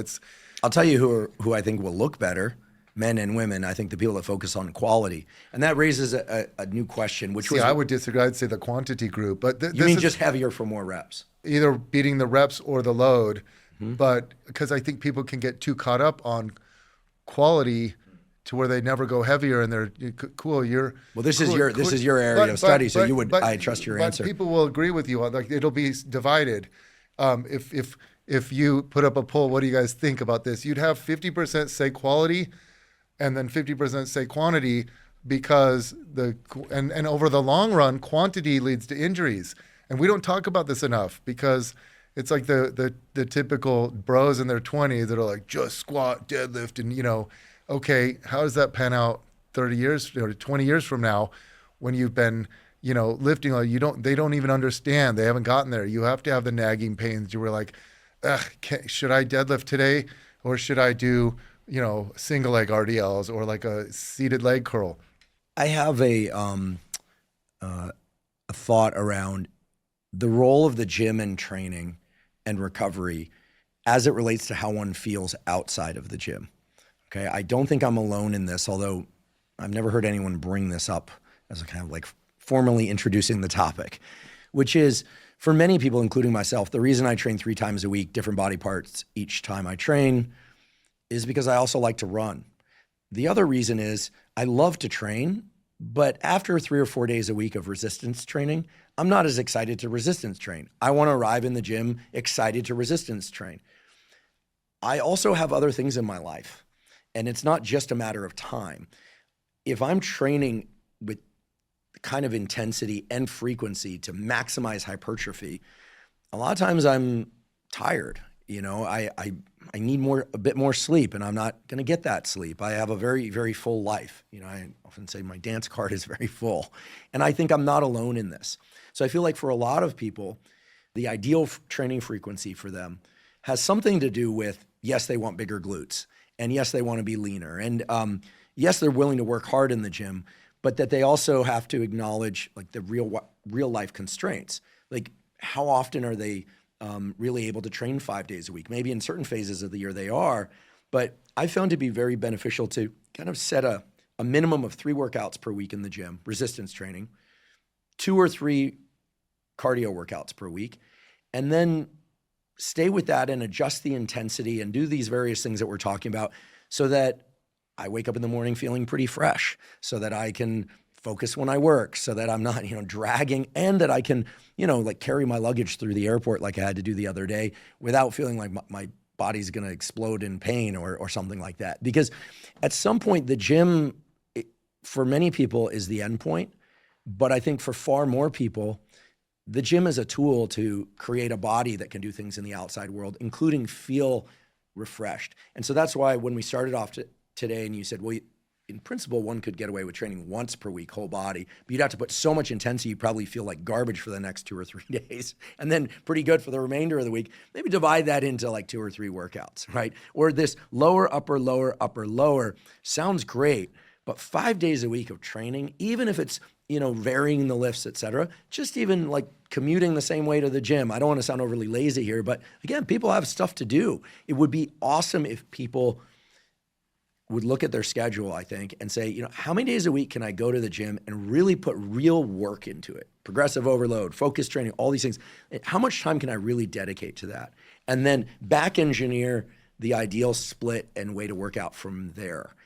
Is that something that it seems, I just want to check myself on this. I'm not proposing this as much as I want your thoughts on this as a trainer who's trained so many people, and including people who are not physique athletes and just like people who want to like have a great shaped body, be lean, be strong, live a long time, feel awesome. I think what you're talking about is so important. Like yesterday, we were in your gym working out, and you took a shower and came out in a towel, peeled down. You have ripped abs. Some people don't know this about you. You look amazing. You're 49 years old. You've been lifting weights since you were 16. 16. Same here. We've both been lifting weights for 33 years. We started when we were 16. We're both 49. You can learn a thing or two from us. You know why? Because we didn't fizzle out. We didn't fizzle out over time. And that's what you get a lot of gung-ho people that are like train 5-6 days a week, spend 2-3 hours a day in the gym. They don't last. So there's this, what's best for short-term hypertrophy, what's optimal.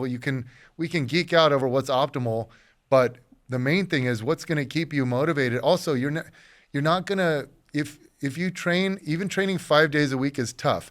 My clients will typically have, typically on Friday, if they hit it too hard on Monday and Wednesday, and then they're trying to hit lower body on Friday, and this happens to a lot of them. Coach, I'm beat down today. I'm just going to do kickbacks and abduction and keep it light. And I go, that's fine. Guess what? They come back on Monday crushing it. Mm-hmm. They had to do a wimpy workout, and then they take Saturday and Sunday off. They come back again on Monday, ready to rock and roll. You have to make adjustments when you're training frequently.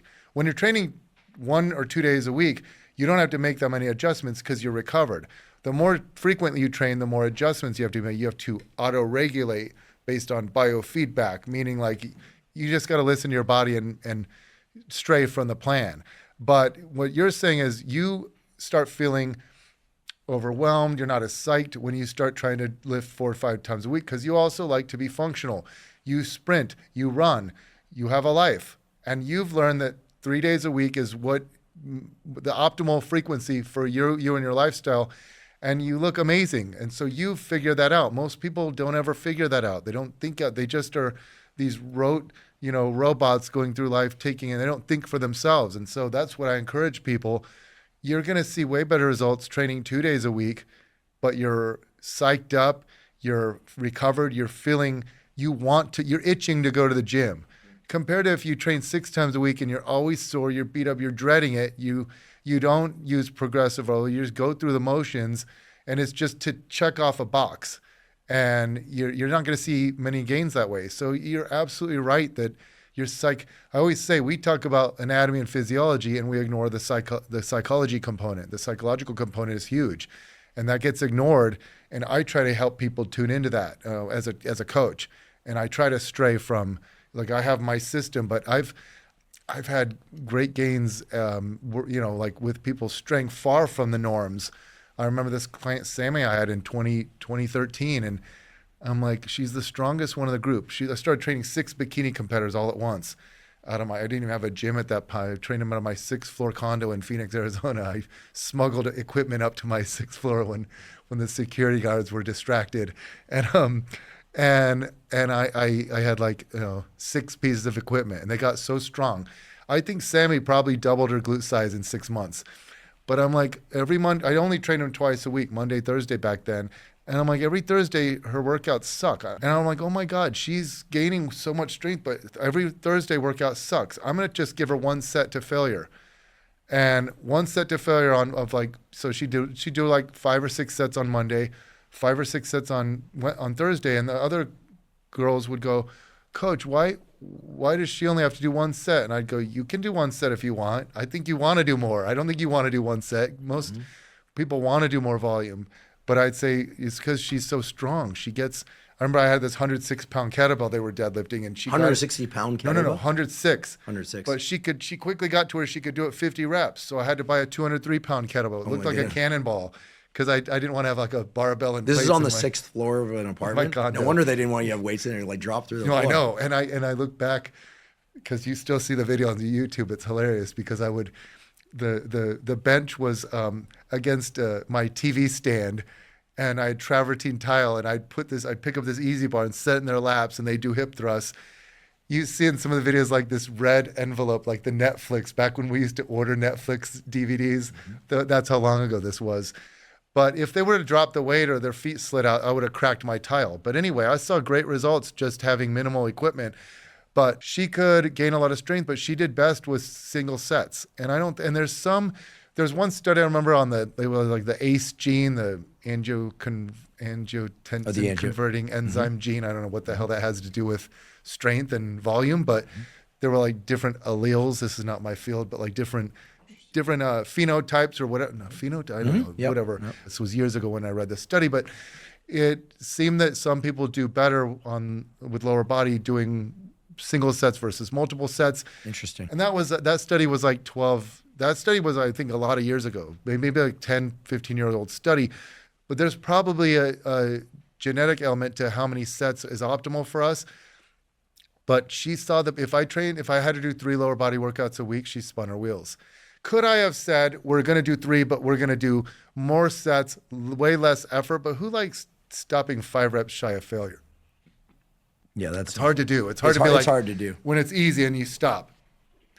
People like training, serious lifters like training close to failure. And then if someone just generally doesn't like, I know there's genetics to that, exercise enjoyment. You know that? There's genetics of everything. I mean, I love training. And part of the reason I set that frequency at 3 times per week, I've trained 4 times per week from time to time, but is that I love training and I love making progress, and I don't like being in pain. I can handle soreness. I can handle pain during the set, during the workout. I'm talking about like headed towards injury type pain, that just, feeling like you can't get up out of bed in the morning because you got a strain or something. But I've always loved exercise. I never understood this concept of, I hate working out, but I always feel better afterwards. People say that, and I'm always like, I wish I could train 6 days per week. I don't have the time, and I just can't generate the intensity. So you're telling me that there are genetic differences in exercise enjoyment? I remember one day I was bored. I was blogging back, like 2015. I was like looking at everything. There's a genetics of pain tolerance, genetics of exercise enjoyment, genetics of muscle damage, recovery. There's obviously look at, I remember I wrote this article for T Nation back in the day. And there were some fascinating studies back then. They took the top responders versus the non-responders, and they compared their physiology. And this is like 15-year-old research, maybe 20-year-old research, but it was like the top responders had better satellite cell efficiency, meaning the satellite cells are like stem cells that lay quiescent unless they're called upon through stimulating gains, mechanical tension or whatever. Some evidence that metabolic stress and muscle damage can signal them, but like they're called upon when you hit a hard workout. And then what they end up doing is the satellite cells, they have nuclei in them, and they fuse, and there's steps to it. I can't remember the exact steps, but they fuse to the muscle cell and they lend their nuclei. Amazing. Because muscles are multinucleated. They don't just have one nuclei, they have multiple nuclei. And there's this myonuclear domain theory that your muscle size is limited by the number of nuclei in it. So the top responders, say you start out with 50, a muscle cell has, we'll just say 20 nuclei and 20 satellite cells. I'm going to butcher the hell out of this. But anyway, after training for 12 weeks, I think the study looked at training arms 2 or 3 times a week. And some people, like newbies, trained arms like 2 to 3 times a week and didn't even gain arm size. Like, these are people that you look at them and you're like, they don't even lift or they don't know what they're doing. They just might have really poor genetics for growth. But the best responders, like, I remember one of them like doubled their strength and like dramatically increased their size by like maybe like 20, 30 or maybe more. I can't remember the like percent increase in muscle size.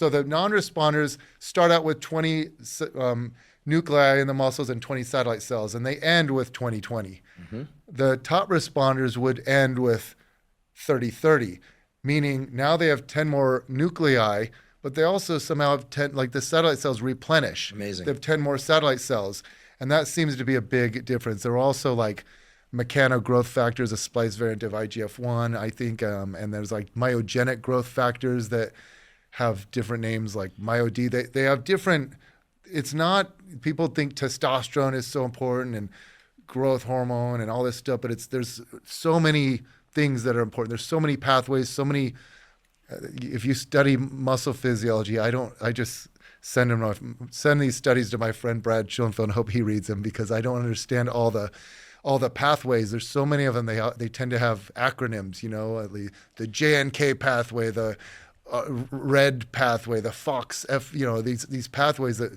only the muscle scientists, but we don't know. We don't have a grip on this, but there's genetics to every aspect of it. There's genetics to your anatomy, your muscle bellies, how you're going to look. There's genetics to how you're going to respond. There's genetics of everything. And so what you've tapped into is how you can keep the goal. Keep lifting weights to where you enjoy it and don't make it something that feels like a chore or something you dread. And that doesn't get talked about enough in this whole concept of long-term hypertrophy, long-term gains. Has a lot to do with remaining injury, not having these crushing injuries, not being in pain all the time. And that we talked about this yesterday. I've never heard anyone discuss this, but I think it affects your NEAT, your non-exercise activity thermogenesis, where you don't move around as much. If you're injured. If you have nagging pain, my knees hurt right now.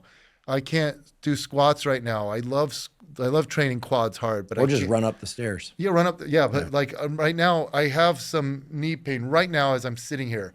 So if I think of standing up, I'm like, maybe I'll just chill. I'm not going to get up. If you have low back pain, you don't want to pick something up off the ground. Well, this matches the data that was published in Science, I think about a year or so ago, which was shocking to the world, that our metabolism doesn't really change much over our lifespan. What happens is people move around a lot less NEAT, non-exercise induced thermogenesis. And I totally agree, and I'd not heard this idea before until yesterday when you said that when we have a nagging pain or injury, we just move a lot less. And when we move a lot less, we burn less calories. And then there's a feedback where we tend to feel more lethargic when we move less as opposed to more. One of the perhaps most valuable things that I've ever learned in my work life, my workout life, and just life, I try and apply this everywhere. And I haven't always been successful in doing it. Is when I was a graduate student at Berkeley, there was a professor there. His name is Bob Knight. He's a neurologist. So he's a clinician and a very good one, and also a researcher. And I remember asking him at the beginning of graduate school, I don't know why I had the nerve to do this, but I caught him outside of the building and I said, what's a piece of advice? Like, what's it to being really good at this whole research science thing?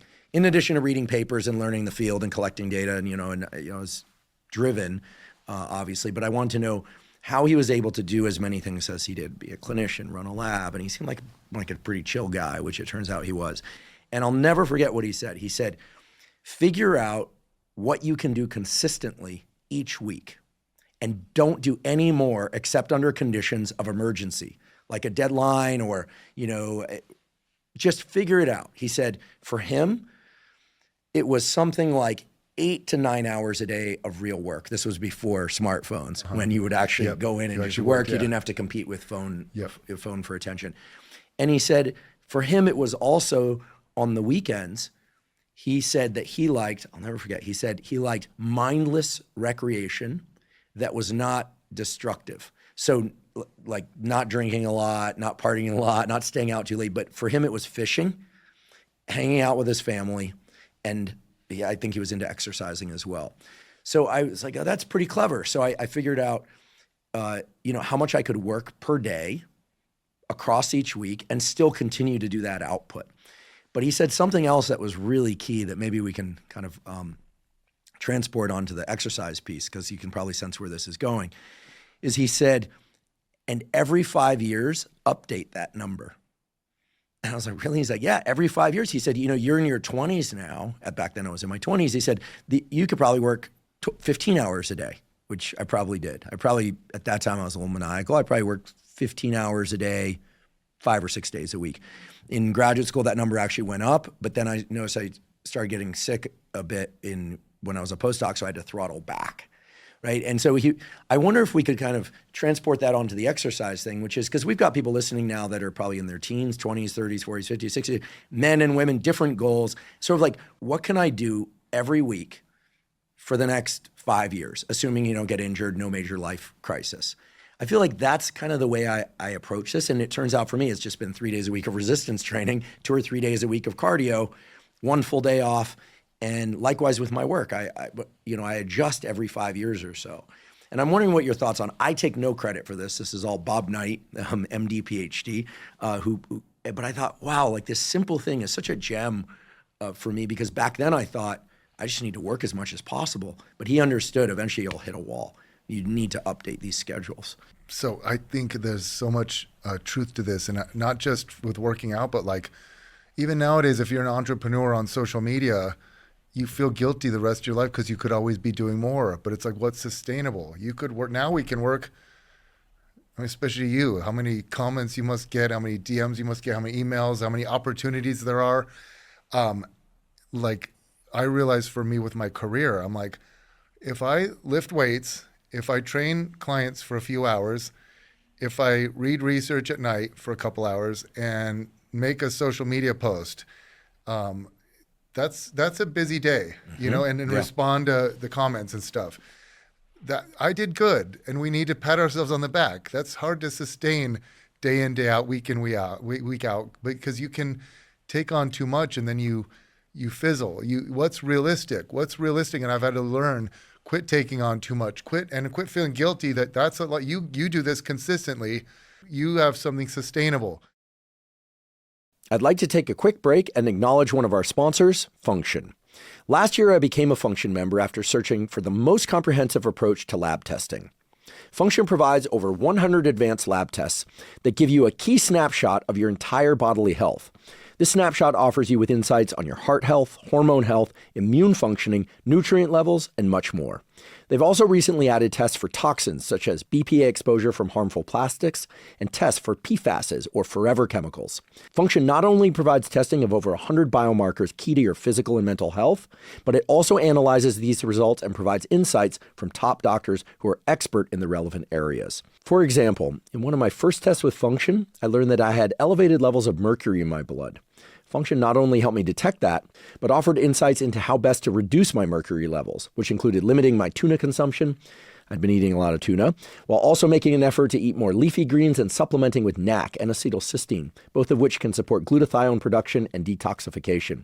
And I should say, by taking a second Function test, that approach worked. Comprehensive blood testing is vitally important. There's so many things related to your mental and physical health that can only be detected in a blood test.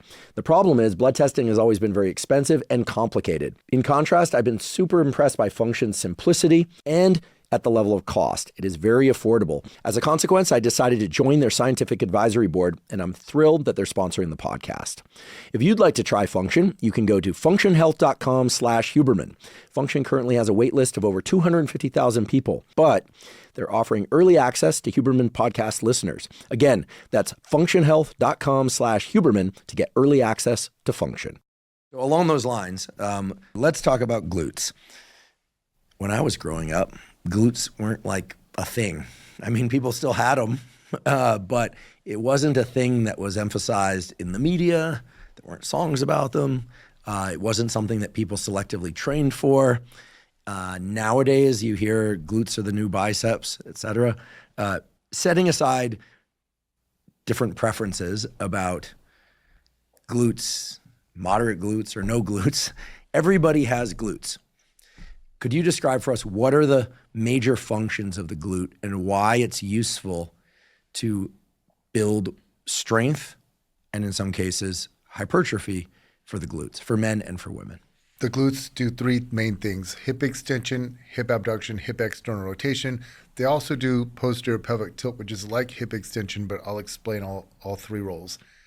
If you're sprinting, your leg is out in front of you, you power it down, your foot touches down and you accelerate forward. That's hip extension. Front to back, the thigh is up, it's moving downwards. Most people are aware of hip extension. It also does hip external rotation, which means think of a baseball player, about ready to swing a bat. They're going to rotate and the hip rotates laterally, so it twists the body laterally. And then abduction is simply raising your leg out to the side like you're doing a jumping jack. When you're bent over, though, you can also do hip abduction. That's like doing the seated hip abduction machine. I think most people are probably not familiar with abduction and adduction. Could you explain abduction and adduction? I'm thinking about the exercise in the gym where people are seated. It looks like kind of like a recliner chair or a standard chair. And then there are these pads that either are on the outside of the knees or on the insides of the knees. And you're either squeezing in against resistance or you're pushing out against resistance. Yep. So the squeezing in, you're adducting. Those are your inner thigh muscles. And you can think of adduction as adding to the body, whereas abducting, you think of the word taking away from the body. That's where you spread your legs outwards against resistance. So when you're upright or leaning forward, then you involve the gluteus maximus more and a little bit less of the gluteus medius, or it might be the posterior fibers of the gluteus medius, not to get too complicated, but that basically the glutes do, the gluteus maximus mainly, I would say, does, hip extension is by far the most popular. And then hip external rotation is more in sports. We don't have a lot of exercise that involve hip external rotation. There's a couple of good ones, but they're not very common. And then hip abduction, especially transverse plane hip abduction or the horizontal plane hip abduction, like the seated hip abduction machine, is effective too. So it's a very versatile muscle. You don't even have to focus on pelvic tilt. That's a more advanced concept. Same with like transverse plane hip abduction. Mainly, if you just know that the glutes pull the leg backwards, as in sprinting, or if you're in a deep squat or lunge and you stand up, that's hip extension. It also raises the leg out to the side and also rotates the body outward, not inward, outward. And those are the roles of the glutes. And then how you create a proper program design is an interesting topic, because most people in the past, they've only focused on hip extension. In the past, it was always just squat or deadlift. Squat or deadlift or lunge. Back in our era, it was squat, deadlift, lunge. That's all people did. Those are vertical hip extension exercises, and they're very, very effective. The thing is, they also grow the legs very well. So if you're a male and you want to grow the legs, yes, have at it. What if you're a woman that doesn't want a lot of leg growth, or you're just trying to maximize your recoverable volume? I've noticed a very important phenomenon happen throughout my career, being the glute guy. In the 90s, you remember it, in the 90s, it was people just did squats, lunges, deadlifts. That's how you developed your glutes. And then I come along, and earlier I mentioned these strength coaches that were doing glute activation. And the glute activation wasn't squats, deadlifts, lunges. We were doing glute bridges on the ground. We were doing fire hydrants. We were throwing bands around, doing lateral band walks. What we were doing was using the glutes from different vectors. So instead of just going up and down in the sagittal plane, like what we've always done, we were doing lateral and rotational stuff and also working the glutes from front to back.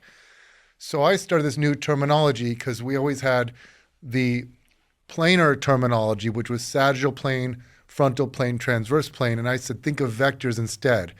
You have axial loading, which is your vertical squats, deadlifts, lunges, step-ups, split squats, good mornings, etc.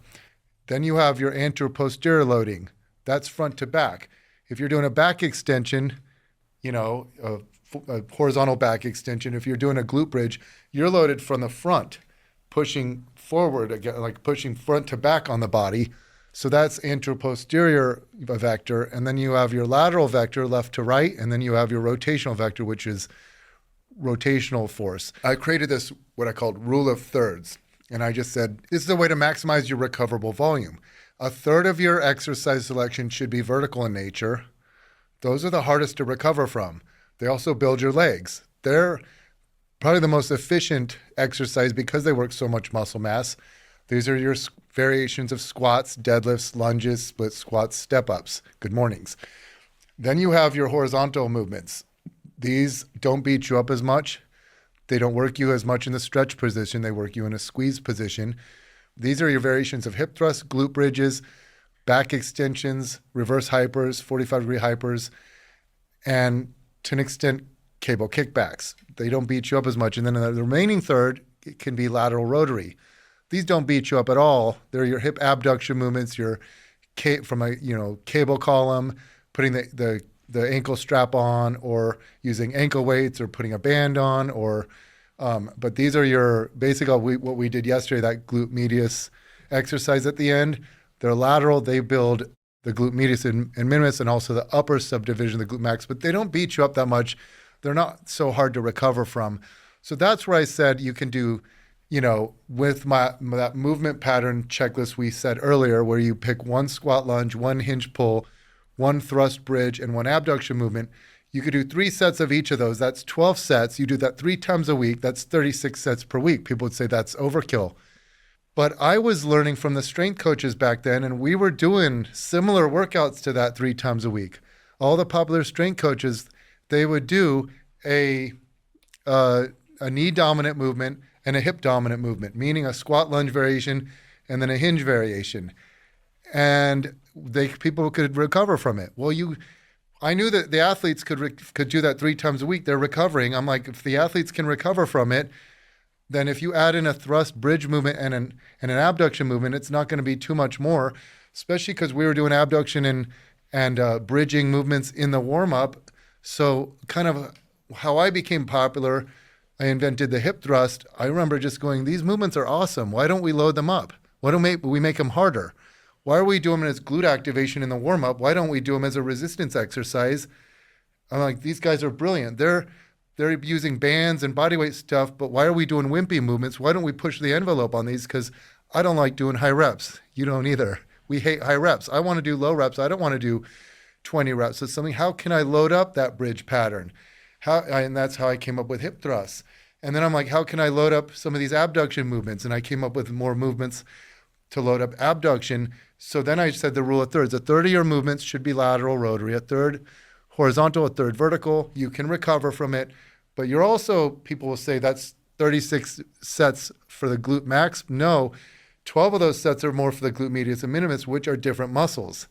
They're different muscles than the glute max. So it's really 24 sets for the glute max. There's some overlap there. But the point is, I've learned that people can recover from this system, and I learned a lot. I have to credit these strength coaches back in the day for helping me come up with those ideas. And then I transitioned that into the bodybuilding world, where people attacked me and said, there's no way you can recover from it. And I'm going, trust me, they can recover. But the women listen, because they're like, I want to train my glutes. I want to build my glutes more so than, these men are telling me train 5 days a week, train upper body 4 days and legs once. I want to listen to this guy and train. It makes sense, because I would always say back then, someone said you need to put, an inch around your glutes in the next month, or you can win I'll pay you $1 million to put an inch around your glutes in 2 months or whatever. Are you going to train glutes once a week? No, you're going to train them 3 times a week. Same with arms. Or at least twice a week. Yeah, if I said, Andrew, I'll give you $1 million if you put an inch around your arms in the next 2 months. You're going to train them once a week? No, you'll probably train them every other day. And you'll realize the sweet spot where you can still recover from it. So the people listening to me, and what they listened to was they saw my before and after transformations. Yeah, the before and afters on your social media are super impressive. I mean, clearly people get incredible results. I want to make sure I ask a few questions that I'm guessing are on people's minds now that everyone's thinking about glutes. Let's say a woman or man comes to you and says, hey, I want more lower glute max, the area where the glutes meet the hamstring. What is the movement that you prescribe? Let's make it extreme. Let's say they were only going to do 1 or 2 movements for their glutes, and that's where they wanted more growth. What movements would you give them? I think the reverse lunge is the best for the lower glute max, but it's almost too good. So if you're going to train it 3 times a week, I would say don't do reverse. It's too good. Okay, so once or twice a week. Yeah, so if you're just going to train glutes once a week, reverse lunge is your go-to movement. We don't have a lot of research on should you do a deficit, should you do Smith machine, should you do dumbbell, but they're all going to be effective. Deficit means stand on a box to get a little more range of motion. Mm-hmm. But I like step-ups because they don't tend to get you as sore. So if you're training 3 times a week, you could do step-ups probably all 3 times. And stepping up onto a box. But we used to do high step-ups where you're more upright, foot is up higher. That's going to work more quads. I think the most glute dominant way to step up is to lean and just go to a thigh parallel position, meaning the thigh is parallel to the ground. So you reach back. I think that's the most glute dominant way to do them. So stepping back off the box so that the thigh that's still up on the box is parallel to the floor. Yep. And you lean, you reach back, control it all the way down, tap the foot down, then come up. But you also have to remember, if you train glutes Monday, Wednesday, Friday, if you do train glutes 3 times a week, you have an extra day for recovery on the Friday. So that's where I could say do 2 sets of reverse lunges or walking lunges on the Friday because you have an extra day to recover. A lot of times when I'm training my clients, they'll go, "Coach, what else should I do?" "Nothing. You're done. You did good. You got to train in 2 days." It's a different art to training glutes 3 times a week. I mean, think if you had to train pecs 3 times a week or biceps 3 times a week. You wouldn't do these marathon workouts. You'd know, I got to have a good session in 2 days. I can't do too much. This system works well, but it can be overdone. It needs to be individualized and tinkered with so that you can keep coming back and being recovered. For the lower glute max, I'd say best movement is probably reverse lunge, but it can be too good. It can make you too sore. Sometimes it makes people's adductor magnus super sore. And then 2 days later, you have a crummy workout. If that's the case, don't do reverse lunges, do step-ups instead.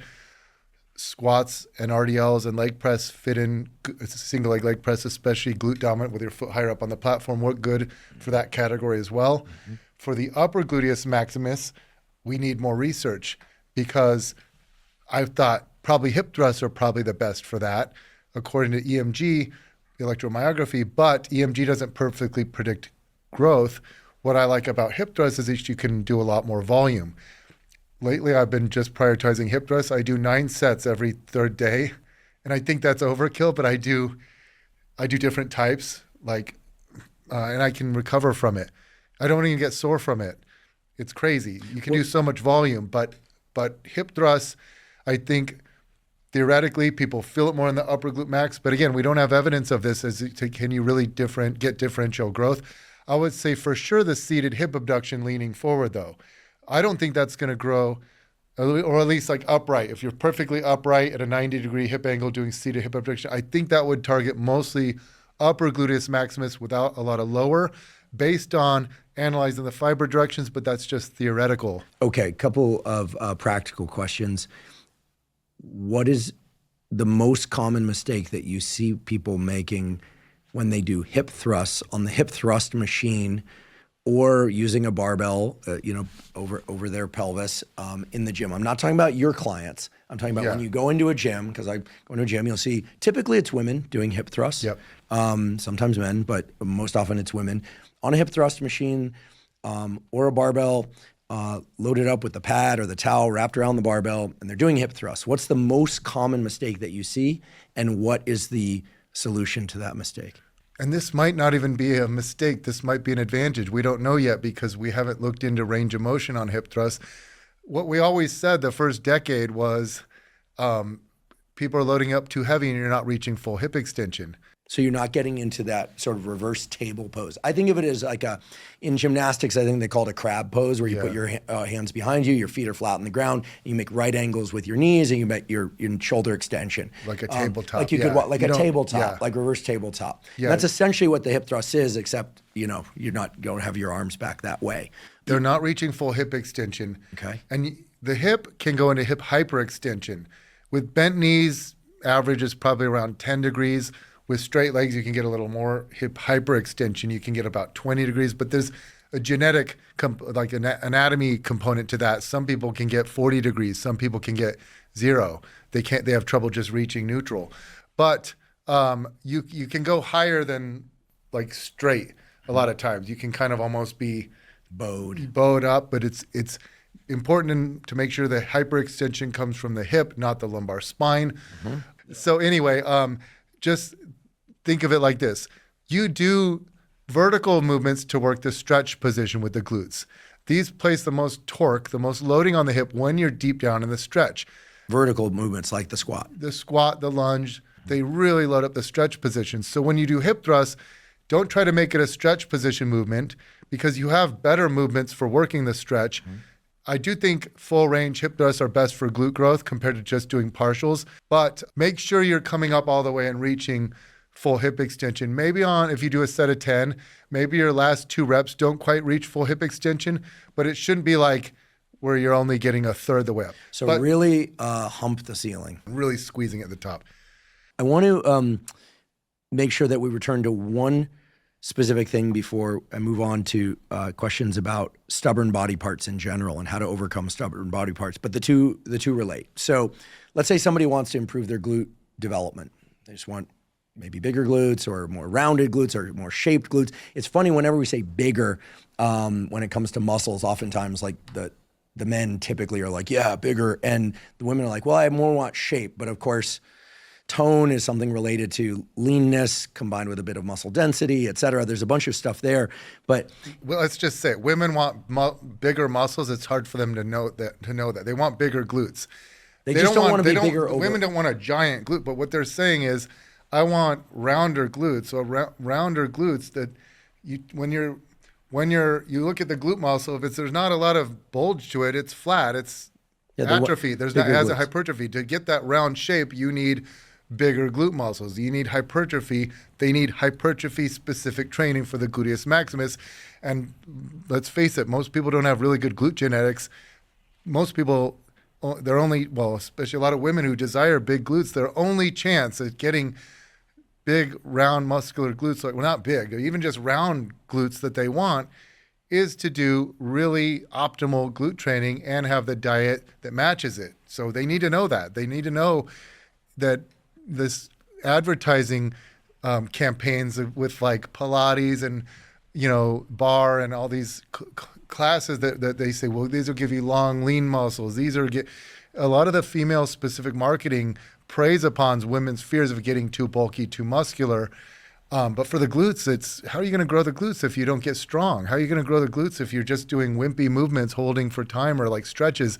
It can't happen. So they do need to know what you're seeking is not glute tone, it's glute hypertrophy.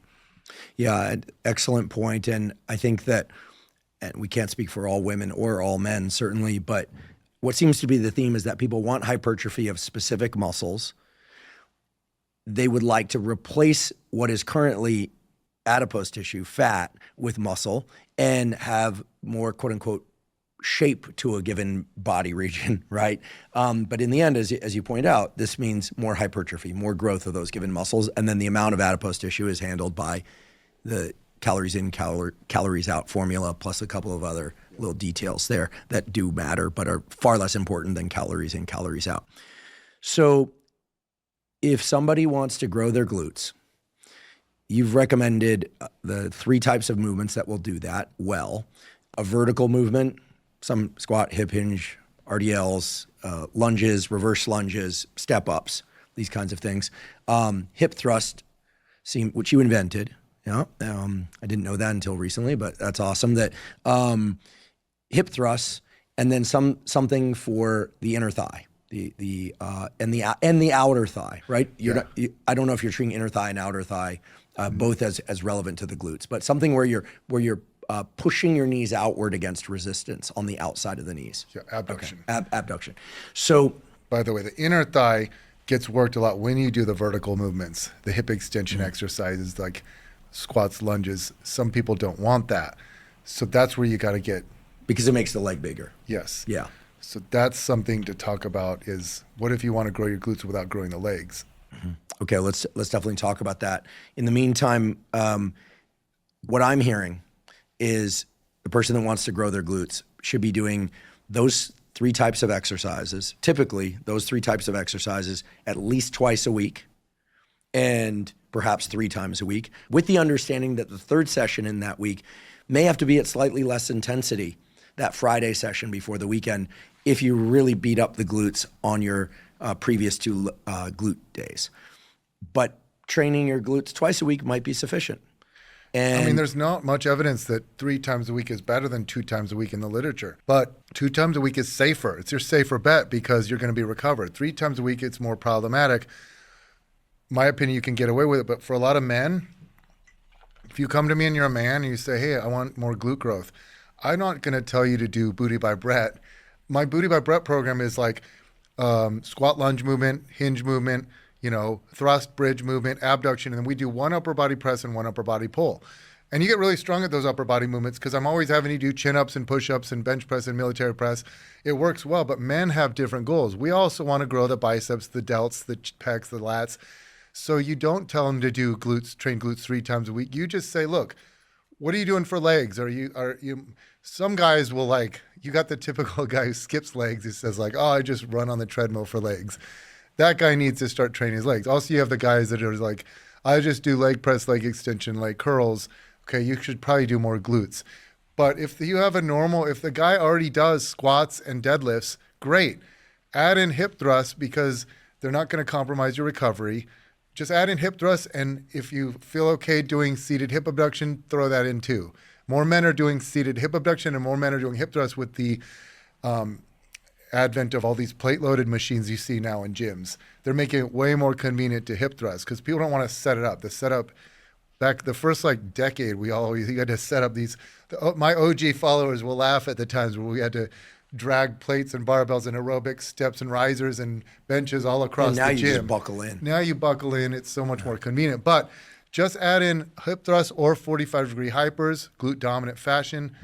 Mm-hmm. So you're already doing the stretch position work. If hopefully the man is already, for his quads, he's already doing squats or lunges or split squats or deep leg press. He's already doing that. If he's already doing stiff leg deadlifts or RDLs, great. Just add in a squeeze position work because you're going to be recovered. And I think there's some synergy to it. It's weird because if you've only trained, we saw this with you yesterday, you have big glutes, but you don't train the extended range, the squeeze position. So you're very weak compared to how strong you are in the flex position. You belt squat a ton of weight. You're strong in the flex position, but not the squeeze position. When you start getting that squeeze position strong, good things tend to happen across the body. So it's not just it's for function too. And I've heard just so many stories over the years of people going, man, when I started hip thrusting, my lower body mechanics changed, my function changed. I no longer get this type of pain. I know I feel myself being more functional. So you do it for function too. But I think it really adds to the glute growth because every man is sold with isolation movements or single joint movements. And it's weird because I've noticed men kind of getting salty of this glute phenomenon, this glute training phenomenon. So if I've never heard, say you posted a video of yourself doing curls on your Instagram. You're not going to get a bunch of men that go, bro, just do chin-ups, LOL. Bro, just do supinated pull-downs. You're wasting your time with that. There's this sort of understanding that compound and isolation movements are important. We all know that. Mm-hmm. If you're trying to maximize your arm size, yes, you can get big arms if you have a really strong bench press, dips, shoulder press, chin up, pull down in rows. You're going to have big arms, but they're going to get bigger if you add in some dedicated elbow flexion and extension work. Everyone knows that. And all the women know that with glutes too. It's the men that tend to have a problem. They like the old days. Like in my day, we did this. And they want to say, quit wasting your time with those silly hip thrusts or those kickbacks or that abduction. Just do squats and deadlifts and lunges. I will tell you, the listeners who train glutes know this.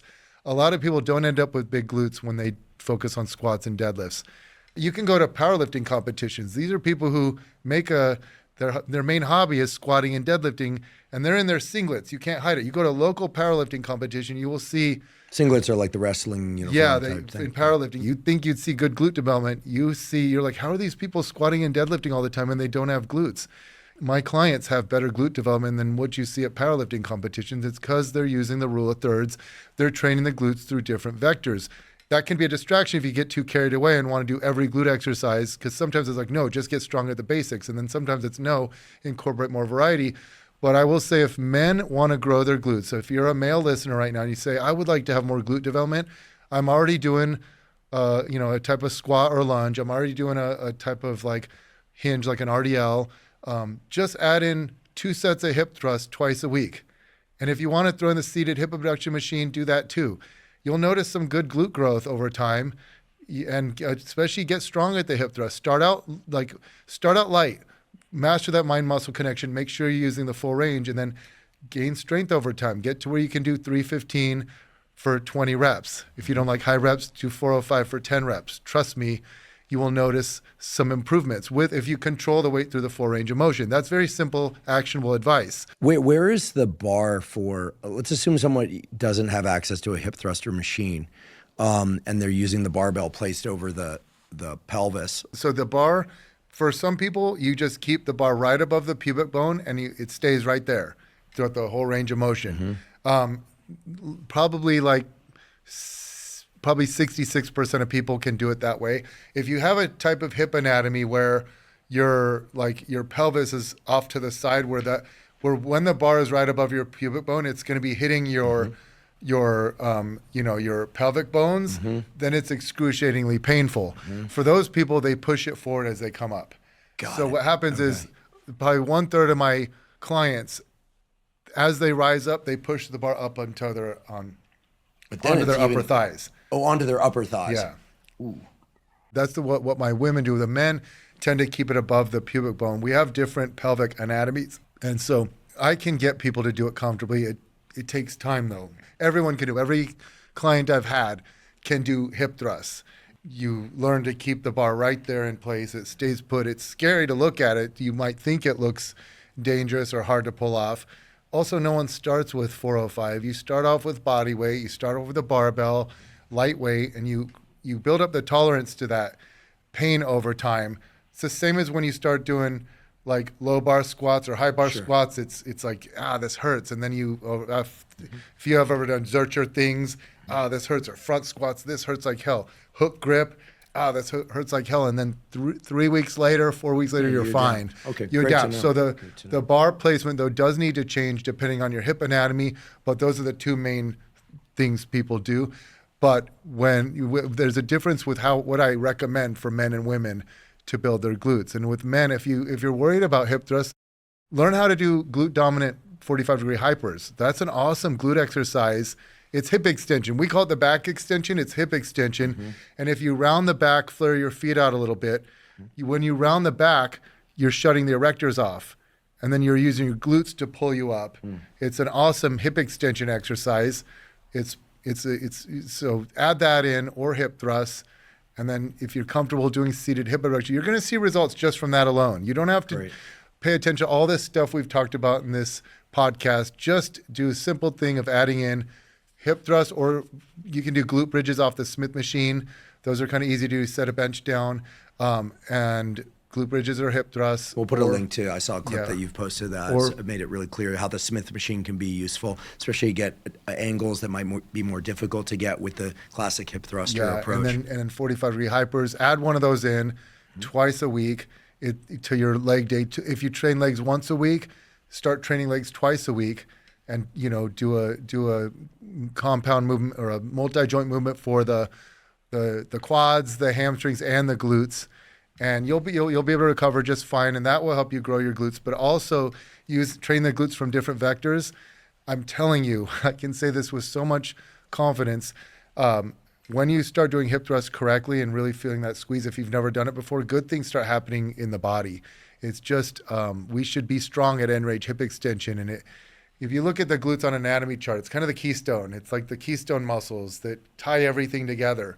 A lot of good things happen when you do that. And then just resist. You said what are the main errors? What are the common flaws with hip thrusting?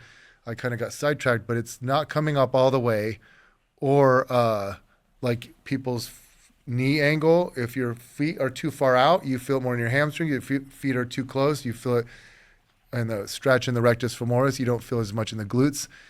And just ego lifting. In fact, I kind of think it's this tightrope we walk where you got to push it hard, and then all of a sudden you realize, you watch a video, if you record yourself or something, you're like, I was progressively overloading, and now my form looks ugly.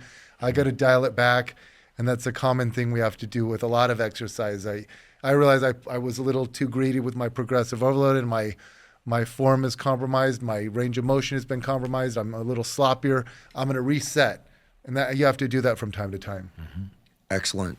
Thank you. Those are very helpful tips. And I'll just add that the glute medius exercise Standing I call close it to the a wall. glute medius hip thrust.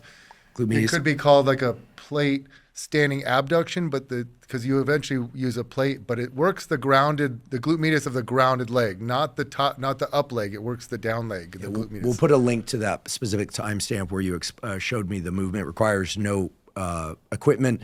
I will say that adding those in, even though I now realize I wasn't doing them exactly right, but adding those in a few years ago on the suggestion of Jeff Cavalier from AthleanX, resolved what I thought was a back pain issue completely. An ongoing nagging back issue that would leave me feeling completely debilitated, folded over, often from sitting too much or even from certain mistakes made in training. And getting glute medius stronger resolved that. And what you just described yesterday and took me through was incredible, because I could really feel the activation, and I can really sense how it stabilizes the pelvis and does all the great things that people can look up that glute medius does. So thank you for that. Although we're mainly talking about the glutes, you've also been giving us a beautiful description of how to prioritize a lagging muscle group. It just so happens that the glutes are lagging for most people. Let's transfer that to essentially any muscle group, with the understanding that different muscle groups have different needs, right? Different size muscle groups recover more or less. They can handle different volumes. We certainly don't have time to get into all the details of that. And it's highly individual as well. But what I'm taking away from what you've said so far is that if one does a really honest assessment of their development, their aesthetic development, their strength development, there almost always is one or two body parts that are lagging, that need help, that aesthetically or functionally or strength-wise or all of the above are behind the rest of the body. I think men more than women, in my observation, tend to focus a lot on their stronger lifts in the gym.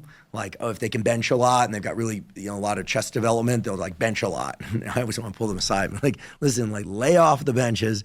You see these guys with like heavy lower pec development, no upper pec development, or just like huge chest and then like pipe arms and no forearms. And you just kind of want to be like, listen, man, like, is it really that necessary to like lean into your strengths that much?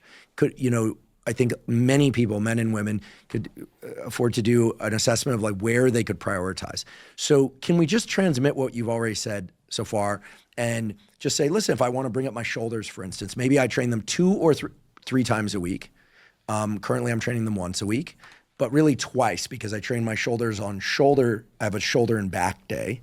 It's actually a push-pull upper body day minus arms.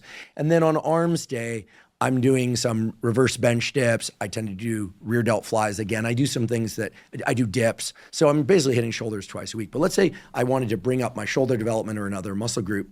Would you suggest adding another day, like a third day, and then throttling back on some other aspect of my training, just as you would for glutes? Because that seems to be what I'm taking from what you've said so far. So absolutely. Add volume to the lagging part and take some volume away. You can't just hammer everything. And I think that's one of the main limiters of especially men, but also women with glutes. Like, you want to do every movement there is. And I want people to understand how easy it is to maintain size and strength. There's this classic study by Bickel. They looked at young and older subjects. I'm just going to focus on the younger subjects, but I think it was like 4 months. They did they hammered quads like 3 times a week with 3 sets of squats, 3 sets of leg press, 3 sets of leg extensions, 3 times a week. All 3 of those 3 times a week. All 3 times a week. Okay. Grew their quads. Quads got way bigger. 27 sets. And then one group just stopped training. One group did 1/3 the volume, so just 1 day a week. So instead of 3 days a week, they just do that same workout 1 day a week. And one group did 1/9 the volume, meaning just 1 set of squats, 1 set of leg press, 1 set of leg extensions. So went from doing 27 sets a week to just 3 sets. And you look at it, they maintained most of their size and strength. Doing just the 1 set? For like 6 months. Doing just 1 set of squats, 1 set of leg press, 1 set of leg extensions.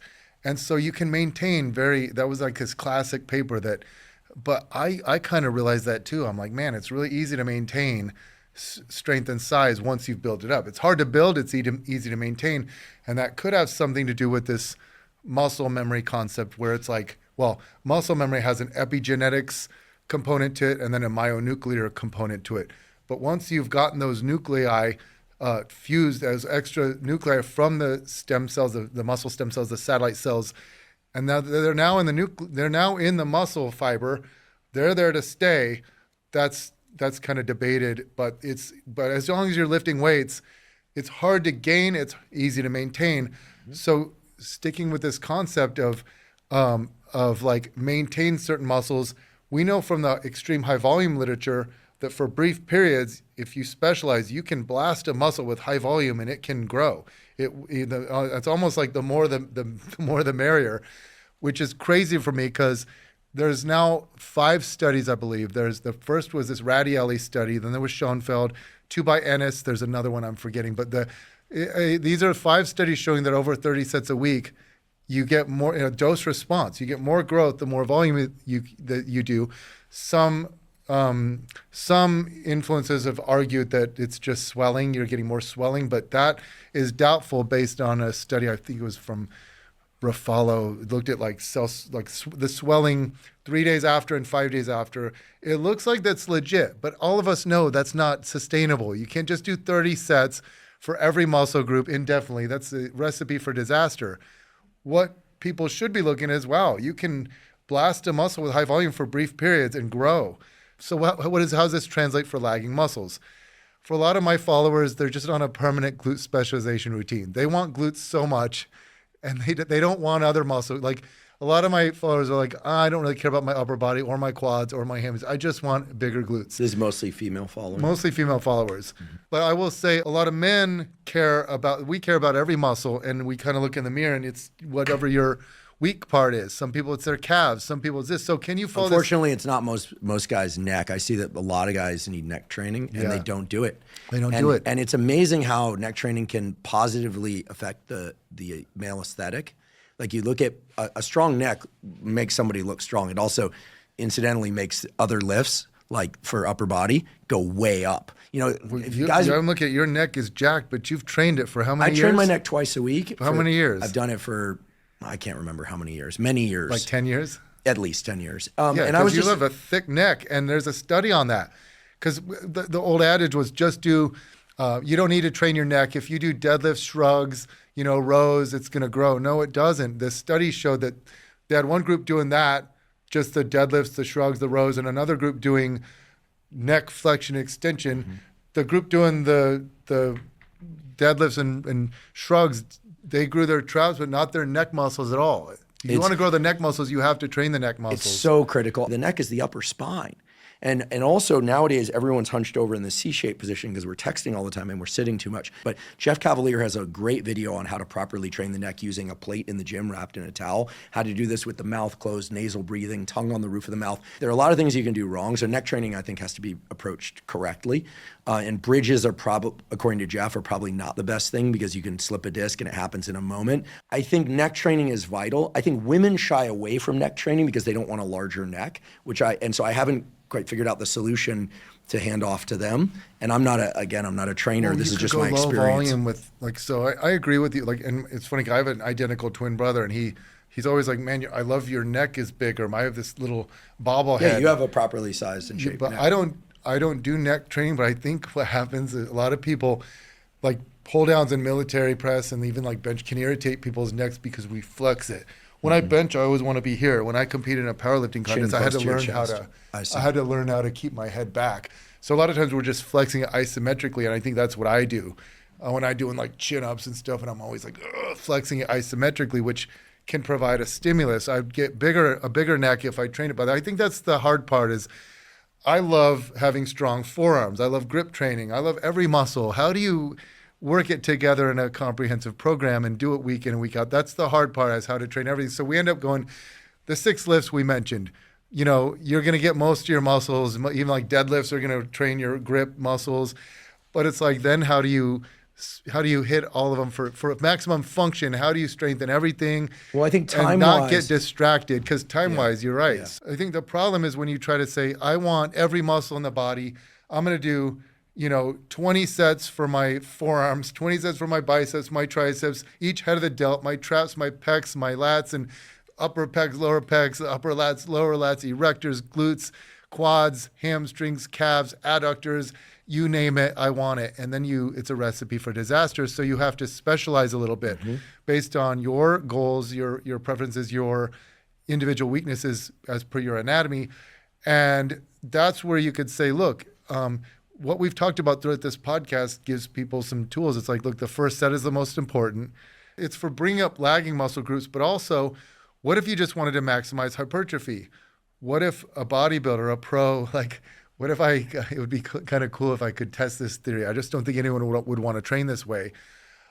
If you said, look, I'm going to go on this blast and cruise type philosophy where it's hard to build, easy to maintain. So instead of trying to build everything at once, I'm going to really prioritize one muscle from the upper body and one muscle from the lower body, or two each month. So month one, it's quads and pecs. And month two, it's back and hamstrings. Month three, it's delts and then glutes and adductors, because they kind of go together. Maybe you throw arms into that, delts and arms, and then, glutes and adductors. And then you rotate through that cycle, and you're doing all of it. You're just skewing the volume a lot and the focus, the progressive overload focus.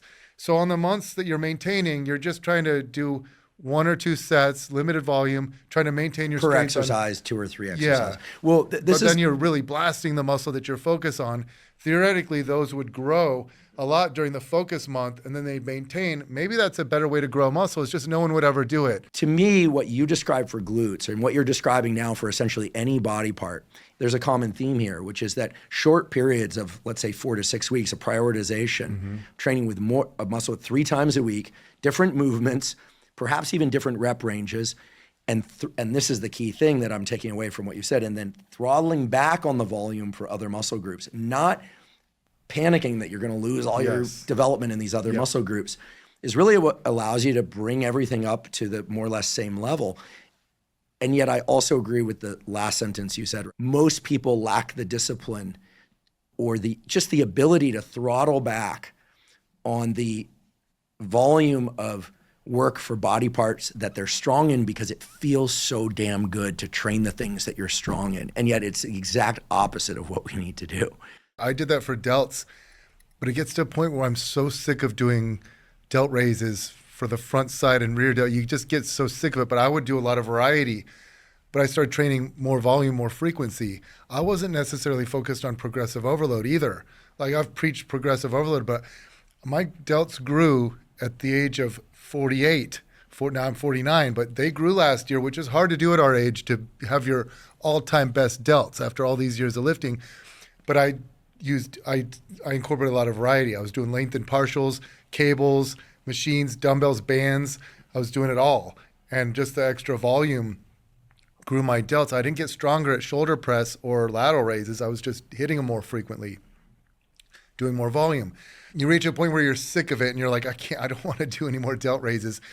So it naturally lends itself to like 4-week spurts. I do it for 4 weeks, then like I throttle back. And then with grip training, I was always like, man, I will never be able to hold on to the bar with my max deadlift weight. And then I did a powerlifting competition a lot of years ago. I'm like, oh, shoot, I can't wear straps. I got to strengthen my grip. Well, what I learned was like chalk adds like 80 pounds to my grip. Mixed grip adds another 80 pounds. And using a really knurled bar adds like another 80 pounds to my grip. So I've gotten to where I almost deadlifted 675 once. I got it so close to being locked out, but I could hold on to the bar.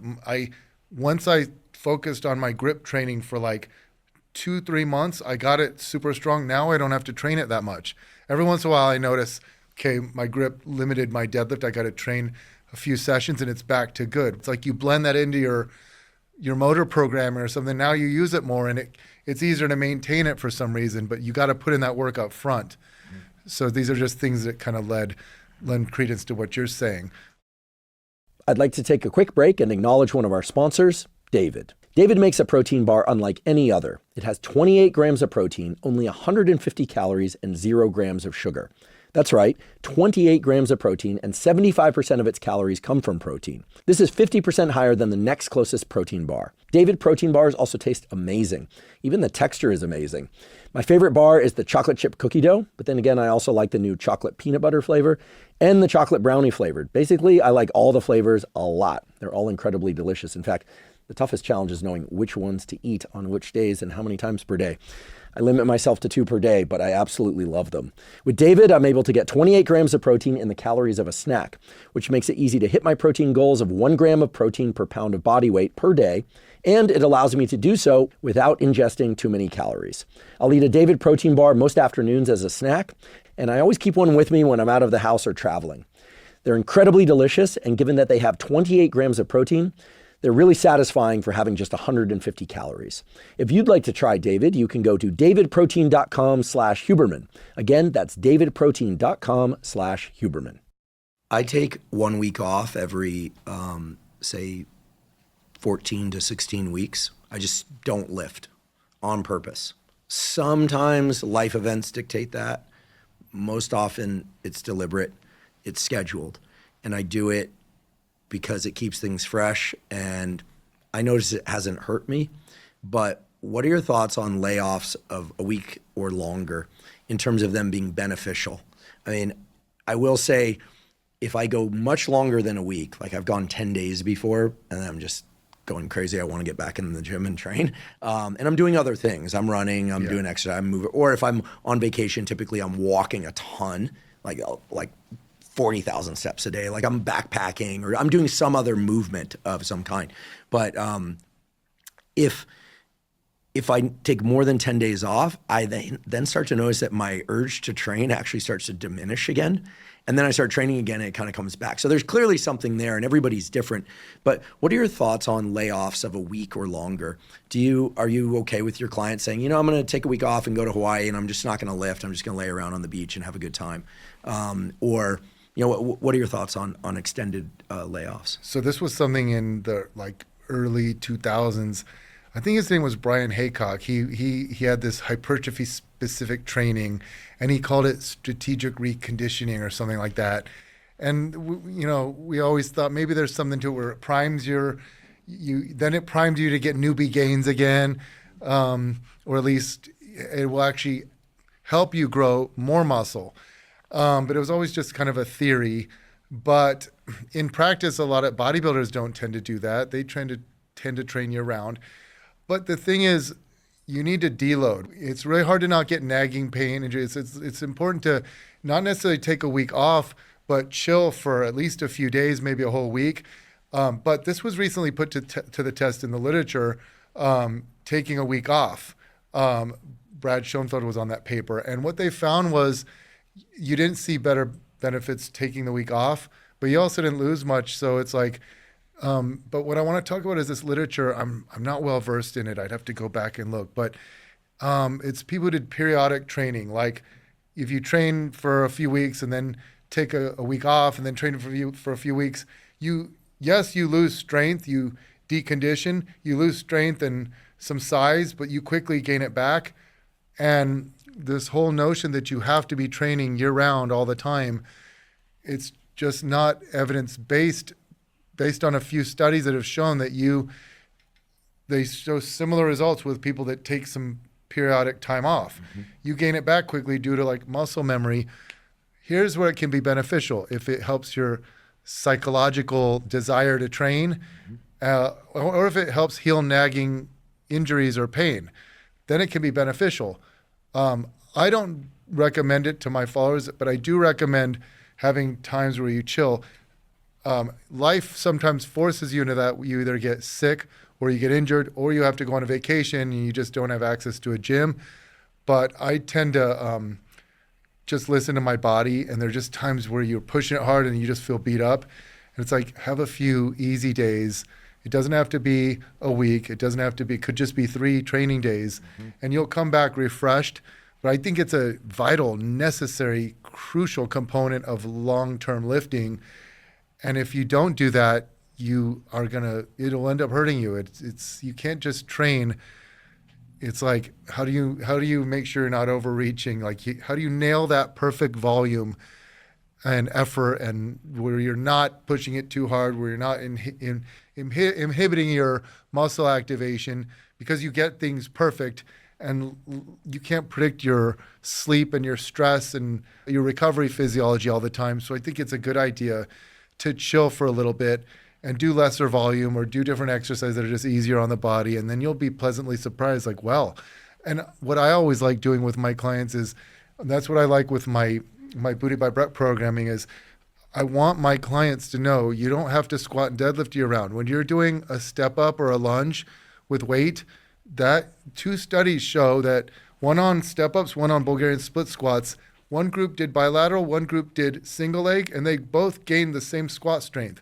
Now, I'm not going to tell, the world's strongest powerlifter, don't squat. You can maintain all your squat strength with single leg training. But for the masses, yes, it's a single leg squat pattern is the squat pattern. It builds your bilateral double leg strength as well. You don't have to do every lift year round. They transfer each other. Pick one exercise from that pattern and trust that you're going to maintain most of your strength. Yes, when you have the squat focused month and you put deadlifts and hip thrusts on the back burner, the next month, yes, you set a PR in squats on week 4, you're feeling good. You start off the new month now focusing on, say, deadlifts or hip thrusts. Maybe you lost some strength, but it quickly comes back. And now by week 4, you can PR on that too. Things come back. You don't always have to. And I think that's something that's really hard for people. You get so tied to the lifts themselves. You get so tied to the routine and I have to be doing every exercise. If I stop deadlifting, I'm going to shrink.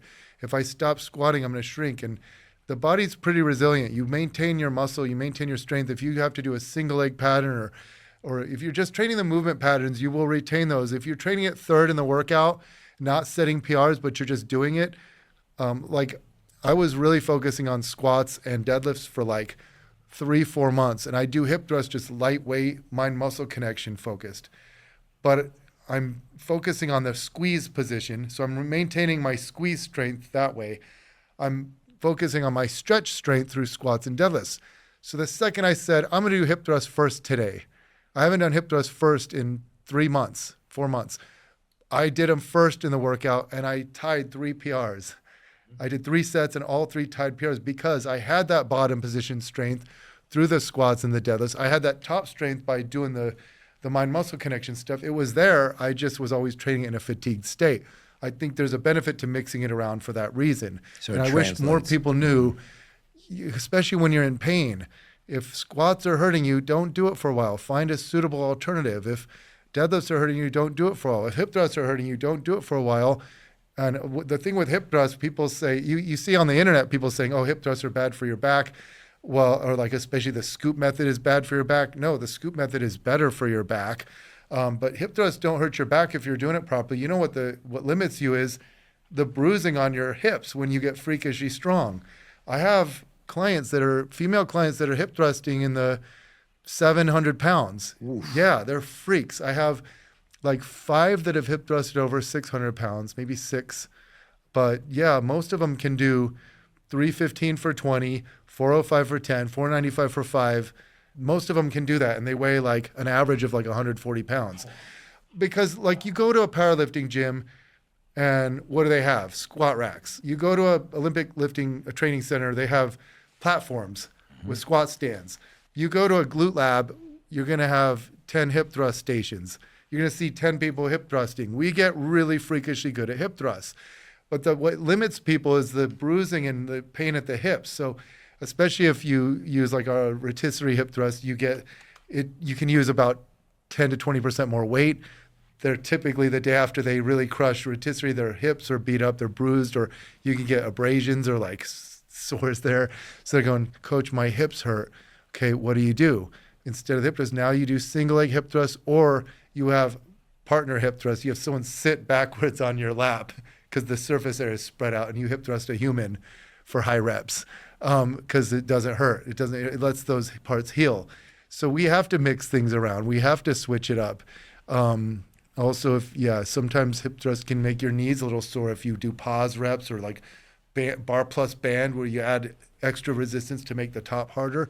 So everything requires, the iron game is a thinking man's game. You can get great gains doing the very basics, what we talked about in the beginning. The listeners are going to be overwhelmed. It's going to be like, look, just do 2 full body workouts a week, 2 hard sets, warm up, 2 hard sets in any rep range, because the rep range doesn't matter so much. You can gain muscle with lower reps, medium reps, or higher reps. Mix it up to keep it interesting. You'll get most of your gains doing it that way. You'll get 85% of your gains doing it that way. And the benefit is you won't be beat up, you'll be recovered, and you'll be motivated to lift because you'll be looking forward to going to the gym. All this other stuff is for the extra 15%. The guys who are really into it, the people who are obsessed with it, like us. We're guys and gals. You're talking about men and women. Yeah, and with guys, it tends to be full body hypertrophy. With women, it tends to be more glute specific because that's what's popular, what's in vogue right now. But yeah, this extra 15%, it's a thinking man's game, thinking woman's game, and it's, you got to use strategy. You got to learn somewhat, about the biomechanics and the physiology, but that's what makes it so fun. And like, we're able to learn new things as we're approaching 50. How cool is that? Yeah, it's an endless progression. And I would say learn to enjoy training hard, which means different things for different people. People have different schedules, different pain thresholds, different goals, but there are many, as you were saying yesterday, there are many paths to Rome. I really appreciate you taking so much time to be so thorough about what most people need at the beginning, what everyone needs at some point in terms of specialization, and how to specialize, because it's something that's not discussed often enough with respect to balancing out aesthetics, strength, and just staying uninjured. And also it adds the novelty component. It makes it fun. Yep. We have some questions from the audience, literally. I solicited on social media for questions. I'm going to do something I rarely do during the podcast, which is to bring out my phone, because I need to bring out my phone to get the questions that people listed off. And there are a ton of questions. So one of the most common questions here is, what rep ranges should somebody use in order to bring up a lagging body part? So let's assume it's glutes or arms. In this case, it was arms. So, seems to be a male in this case, so not surprisingly arms. What rep ranges should they use? So classic Brad Schoenfeld paper, 3 sets of 3 versus 3 sets of 10 on the squat. 3 sets of 10 grew more muscle. But in general, lightweight and heavyweight grow similar amounts of muscle, but you have to reach a certain amount of reps. The consensus is about 5 or 6. So say it's 6, you have to do at least 6 reps, but it could be all the way up to 30. They grow the same amount of muscle. There is some argument as to whether high reps create more muscle damage. There seems to be evidence of that. So if you train a muscle frequently, the lower side of things might be better. It also is kind of exercise dependent, like single joint movements tend to be better done with higher reps. I think that's my opinion, but generally you could do, if you like doing low reps, you could do sets of 6 and grow just fine. If you love higher reps, you could do sets of 20 to 30 and grow just fine. I think variety is always the best case because it's boring and it's kind of like different stress on the body to spare the joints. But if you don't like going heavy, you never have to. If you don't like going super high reps, you never have to. Lots of questions here about calves. In the video, we talked a little bit about this, or a lot about this. I have an asymmetry in calves due to an injury on my left calf, but it's coming up. Like last couple months, it's really been moving. And the tips you gave me yesterday, and again, there's a link to this in the show note captions, were super helpful, in particular around standing calf raises and about the emphasizing partials in the stretched position at the end of the set. Could you reiterate those points and add to those points? Many people here want to grow their calves. All right. Calves are so genetic. So you have good calf genetics. You don't even need to train them. They're just huge. You have poor calf genetics. You might be feeling like, man, I can't do anything to bring them up. The evidence emerging is that there's not much use for seated calf raises or for really focusing on the top squeeze position. Calves respond good to stretch, and you can do just straight up full range standing calf raises. You could also just do lengthened partials where you just do like the bottom half. And if you do full range calf raises, you might benefit from doing extended partials like lengthened supersets where you keep going. You might be able to do 3 to 5 more reps at the end, just doing the bottom portion. Focus on the stretch with calves. Fantastic. Many questions about, can a person grow muscle after age 40? And I'm going to dovetail this with the several questions from the women who asked, can one build more muscle starting resistance training for the first time in perimenopause or menopause, which is essentially a age question as well, but it weaves in additional women-specific issues. Absolutely, but it just matters when you whenever you start. If you start training in your 80s, I think there's even evidence in maybe 90-year-olds they can grow muscle. Awesome. But the caveat is that you start you, Andrew. You and I won't be able to have this much muscle when we're 90. Obviously, I disagree. I hope you're right. Well, maybe we will. Maybe you'll figure out these with your protocols. But my point is, if you start training when you're 15 and you train optimally throughout your whole life, there will be a point where you peak with your muscle mass, and then there'll be a point. But the point is it's further than people think. People used to think, well, you'll probably start losing muscle mass in your 30s. No, it's probably more like in your 50s, you can maintain all of it. But if you haven't started lifting, you will absolutely grow muscle. Will a 70-year-old who starts training for the first time grow muscle as much as you will when you're in your 20s? No, but you still will grow. It's just blunted a little bit. You know, age tends to dull everything, but you can absolutely grow, and you should absolutely start. A couple of questions about muscle growth and maintenance training for women during pregnancy. Strength training during pregnancy is very well researched. It is absolutely something you should do. It improves your outcomes with almost everything, pregnancy, delivery related. But there's a caveat that if you haven't lifted weights, you might not want to start lifting weights while you're pregnant. But you can absolutely, if you're an avid lifter and you get pregnant, you should absolutely continue training. First trimester, this is generalizing, but first trimester you feel more morning sickness, you feel icky. It's hard to stay motivated, and you get morning sickness, and then second trimester things return more to normal and you're back to yourself again. And then third trimester is kind of day by day. Your belly's getting in the way. Some days feel off, but you will find movements that work well for you. Sumo squats tend to be well tolerated, but you can even hip thrust while you're pregnant. You just don't let the bar push into your belly. You keep it on the upper thighs and you don't go as deep. Do Smith machine and keep it on your upper thighs so it's not pushing against your belly, and you'll do just fine. But you will be able to go to the gym. You might be able to do leg press. You can always stay moving and stay fit. Several people asked how to grow lower glutes so they don't droop. I'm assuming they're talking about the region of the glutes right above the hamstrings, and they're talking about presumably excess body fat and lack of muscle hypertrophy underneath. And it sounds like there's a growing, it's like a glute hamstring, adipose hinge. It's like, I think what they're describing, I think I understand this question. Well, Maybe they you do. just don't want saggy glutes, and they want to focus more on that. You want that. What's sagging though? Is it the body fat, or is it the muscle that's sagging? It's the body fat. But if you had big glutes and you had that same amount of fat, it would look better. If you had stretched out over larger muscles. Yeah, exactly. So it's the not having muscle and having more fat, and that droopy appearance. So yes, get strong at, lunges, step ups, squats, RDLs, and hip thrusts. They will all grow your glutes well. They will all hit the lower glutes well. And don't just do the exercises, get stronger at them. And then obviously you want to have an optimal body composition for you. Some women have what I call genetic BBL programming. It's what does BBL stand for? BBL stands for the Brazilian butt lift. It's the fat injections into your glutes.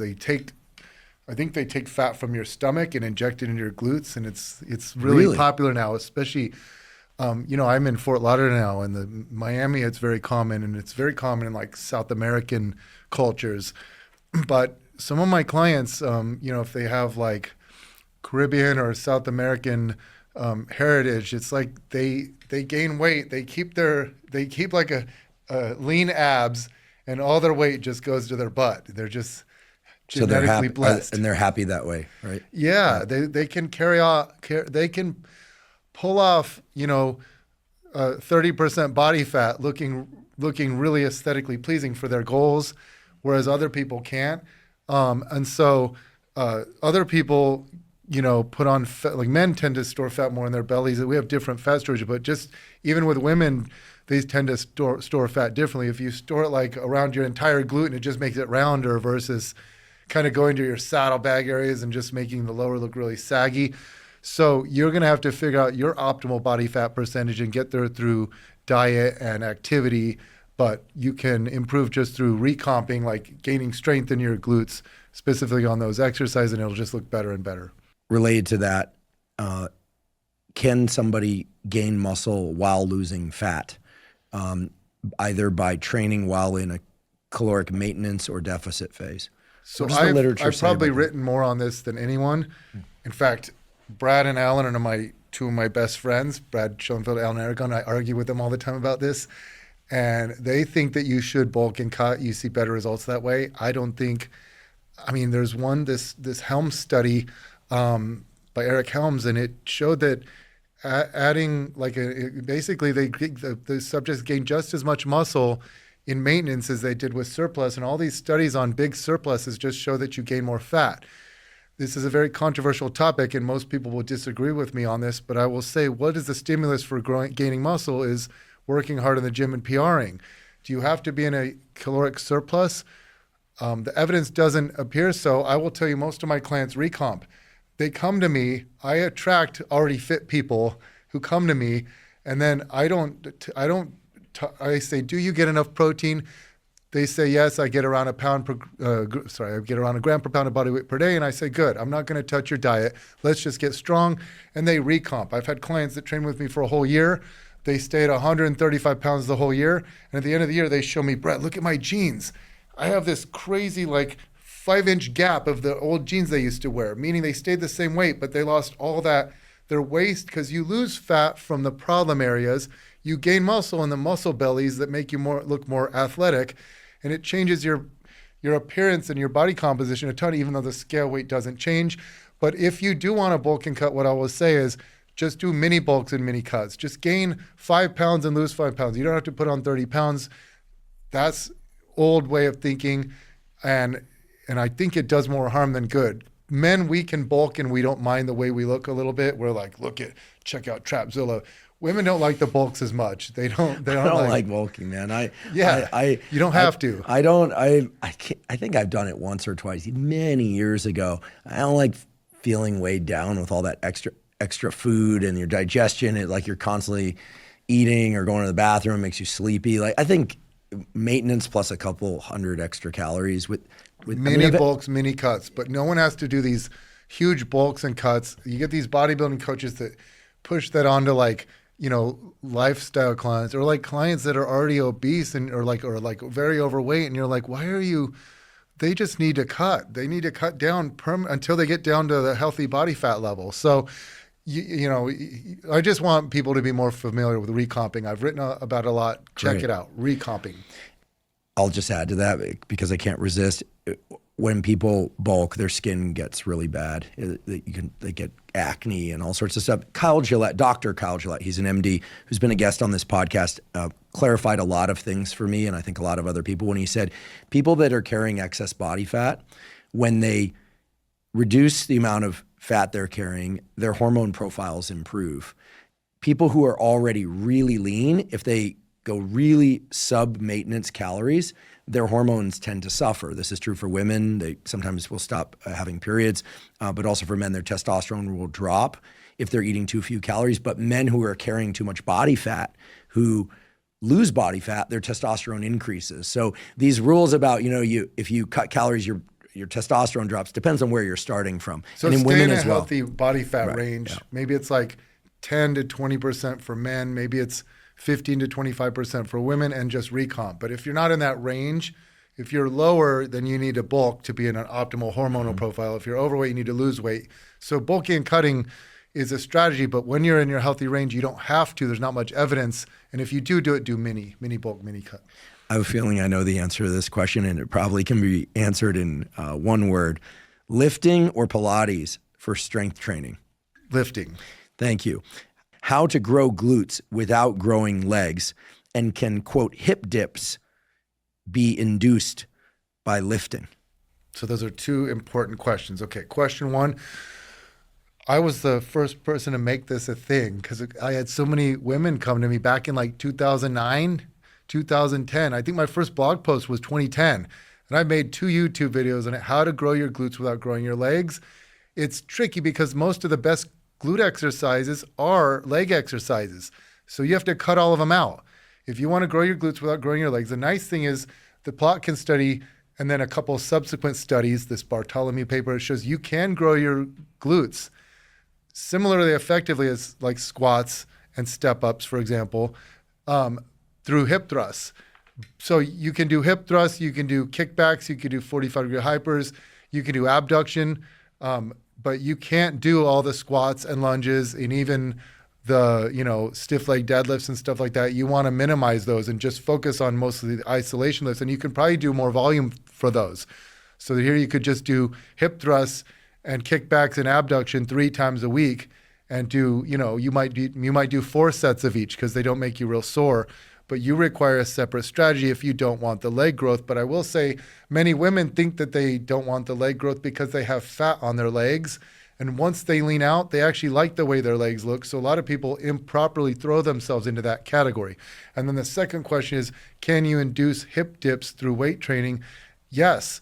Hip dips, which are? They're the hollow point formed from where the glute medius meets the glute maximus. They're like you could put a golf ball or tennis ball like on your hip, and it kind of fits. No, like not really. It wouldn't stick. That'd be pretty amazing. But like it's a hollow area, and from the front you'll see like the.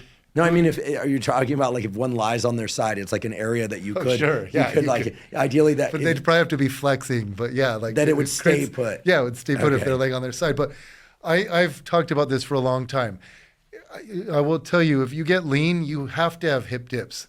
If you're lean, there's no muscle there. It's where the glute medius comes down, straight down. The glute max runs diagonally, and there's a hollow point in the middle where there is no muscle there. So when people come out with these hip dip workouts, they're full of it. You can't grow muscle in an imaginary space. You get lean enough, and so like the solution is to get fat put in there, or if hopefully you store fat there. But once you get lean enough, we all have hip dips. So learn how to embrace them. The funny thing is you think of like Ronnie Coleman from behind, flexing his glute, like posing. Yes, you see this butterfly shape. The glutes are like a butterfly shape, but his hip dips don't look bad because you got these giant vasties, the outer quads but with women without those outer quads, it can look unsightly, but that's because we've programmed to be worried about it. Learn to embrace it and say, I like the hip dips. It means I'm lean. It means I'm strong. It means I'm muscular and athletic. And it's just something that is hard to avoid if you're training properly and getting lean. But can you make them worse through strength training?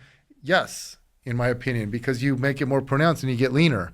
So if you're really worried about it, try to maintain a higher body fat percentage, and maybe don't train as much glute medius and frontal plane hip abduction. Do seated hip abduction instead of like what we did yesterday, which was more upright, because maybe growing the glute medius and minimus, especially the middle and anterior divisions. But I will say all of my clients do plenty of abduction work, and they look fine.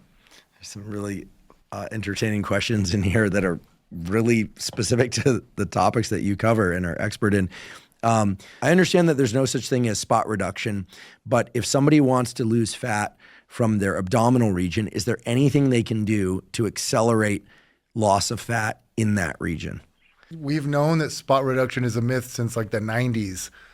Research showing that, yeah, you can do all the crunches you want. It doesn't target fat loss in that area. You can build muscle, and so you can have site-specific muscle growth, but not site-specific fat loss. Fat loss comes off from the entire body, which you do through caloric deficit, through eating less, moving more, or any combination thereof, but also through recomping, because if you gain 5 pounds, if you weigh 200 pounds and you gain 10 pounds of muscle, lose 10 pounds of fat, you've just lost 10 pounds of fat. You're 5% less body fat levels. You're going to have less fat, so you can do it through, that's not to say you shouldn't ever train your abs. It's just to say that your abs tend to look the best when you're your leanest, not when you're training your abs the most. Aesthetically speaking, should people train glutes differently depending on whether or not they have wide versus narrow hips? And I believe this is a woman asking the question. Yeah, so theoretically, it doesn't just depend on the hips, it depends on how the femur, because I wrote about this in my book. I just think people get should you train differently for your glute genetics?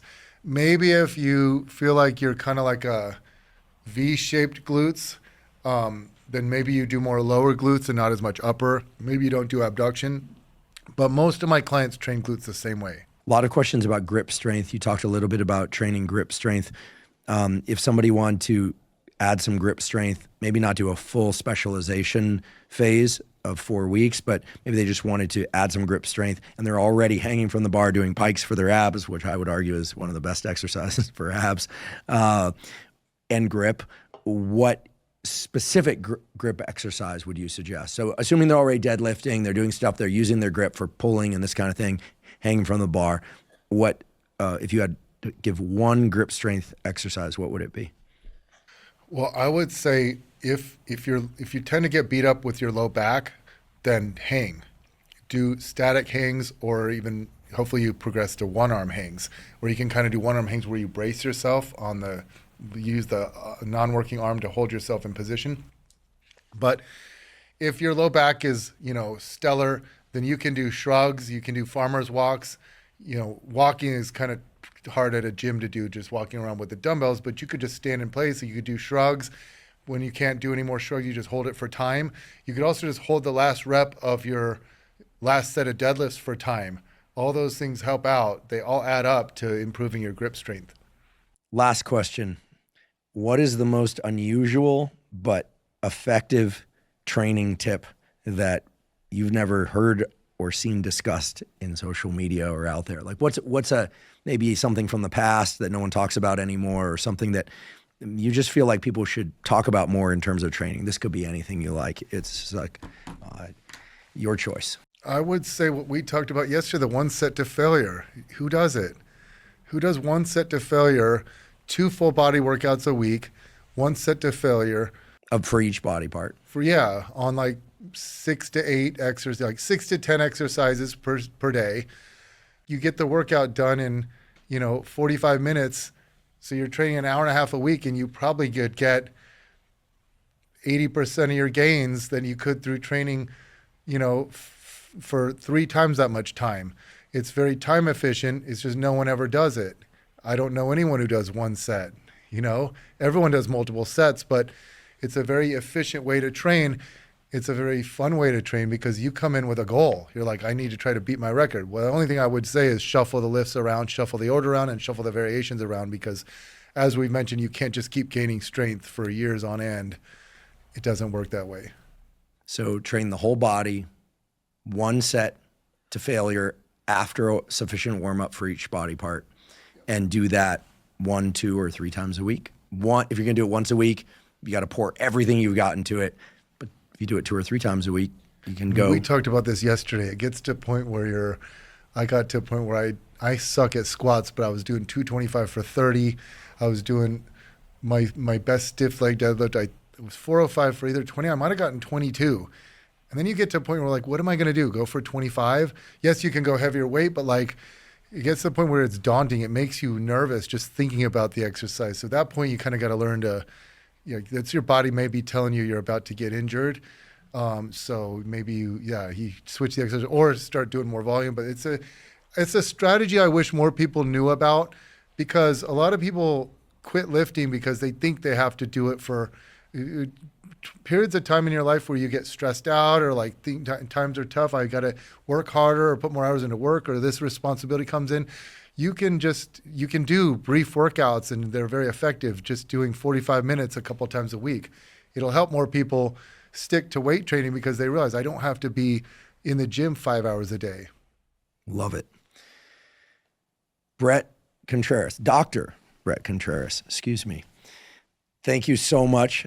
You've given us so much knowledge. It's really a master class, not just in glute strengthening and hypertrophy, but how to specialize in lagging body parts, how to prioritize training, periodize training, everything from calves, arms, glutes. We talked about rep ranges. It would take another hour to summarize everything you've told us in the preceding hours.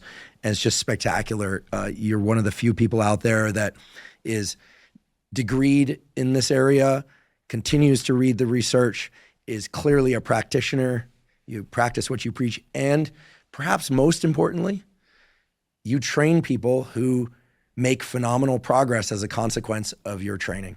And I know that you're very, very proud of your students, your clients, for the hard work they put in and their dedication and the feedback they give you. And it's so wonderful that you take that and then you transmit it out to the world through your social media, through your course, and here on this and on other podcasts. So you're just a wealth of knowledge, and I love the extent to which you share that knowledge and with such clarity and generosity. It's just really spectacular to have this opportunity to sit down with you. And I know everyone's learned a ton, and the best part is they're going to try this stuff. They're going to implement it, and I'm sure you're going to get lots of questions. And at the same time, you've opened this treasure trove for us. So thank you for coming here today. Thank you for all the work you've done and the work that you continue to do. One thing that's very clear is that you are a lifelong learner and that you continue to bring in more knowledge and that you'll continue to share that knowledge. I also want to thank you for the in-person training session yesterday. We have, again, a link to that in the show note caption so people can see these movements. You can see how they're supposed to be done correctly. You can see where I was making mistakes. You can see where those mistakes were corrected thanks to your instruction. And listen, I hope you come back again and update us on the latest that you learn and incorporate, because you're not just about the peer-reviewed studies, you're about that, but you're really about the real-world knowledge that works. So thank you ever so much. Well, let me offer my thanks right back. You are a pioneer. You have helped me with your protocols and through your focus on, health and neuroscience to just with practical tips to help us all. I can't tell you how many people that I know follow you. And when I told them I'm going to come on your podcast, they're like, what? It's like I finally made it in their eyes being on your podcast. It's really cool to have you ask me to come on, because men tend to invite guests on their show for what they want to learn. And you have probably 50% female listeners, and they're all about the glutes. Even if you aren't all about the glutes, or you don't care if you grow bigger glutes, a lot of your followers do. So that's where I'm glad to come in, because, we'll read in the comments, most of the men will be like, just do squats and lunges. And it's like the women can write back, do you do pec deck? Do you do lateral raises? Do you do curls? Then quit being hypocritical. We can isolate the glutes. We can add in more volume as long as we can recover from it. It's only going to make our glutes even bigger. And I'm glad they got to be exposed to my methods and my material. So thank you for inviting me on. I would always love to come back in the future down the road as we learn more and share the wealth. So thanks right back at you. Well, once again, thank you so much. We'll have you back again. Appreciate you. Thank you for joining me for today's discussion with Dr. Bret Contreras. To learn more about Bret's work and to find links to his various websites and courses, please see the show note captions. If you're learning from and or enjoying this podcast, please subscribe to our YouTube channel. That's a terrific zero-cost way to support us. In addition, please follow the podcast by clicking the follow button on both Spotify and Apple. And on both Spotify and Apple, you can leave us up to a 5-star review. And you can now leave us comments at both Spotify and Apple. Please also check out the sponsors mentioned at the beginning and throughout today's episode. That's the best way to support this podcast.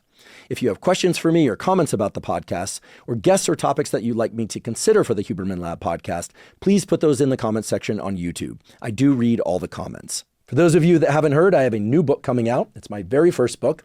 It's entitled Protocols, an Operating Manual for the Human Body. This is a book that I've been working on for more than 5 years, and that's based on more than 30 years of research and experience. And it covers protocols for everything from sleep to exercise to stress control, protocols related to focus and motivation. And of course, I provide the scientific substantiation for the protocols that are included. The book is now available by pre-sale at protocolsbook.com. There you can find links to various vendors. You can pick the one that you like best. Again, the book is called Protocols, an operating manual for the human body. And if you're not already following me on social media, I am Huberman Lab on all social media platforms. So that's Instagram, X, Threads, Facebook, and LinkedIn. And on all those platforms, I discuss science and science-related tools, some of which overlaps with the content of the Huberman Lab podcast, but much of which is distinct from the information on the Huberman Lab podcast. Again, it's Huberman Lab on all social media platforms. And if you haven't already subscribed to our Neural Network newsletter, the Neural Network newsletter is a zero-cost monthly newsletter that includes podcast summaries as well as what we call protocols in the form of 1 to 3 page PDFs that cover everything from how to optimize your sleep, how to optimize dopamine, deliberate cold exposure. We have a foundational fitness protocol that covers cardiovascular training and resistance training. All of that is available completely zero cost. You simply go to hubermanlab.com, go to the menu tab in the top right corner, scroll down to newsletter, and enter your email. And I should emphasize that we do not share your email with anybody. Thank you once again for joining me for today's discussion with Dr. Bret Contreras. And last, but certainly not least, thank you for your interest in science.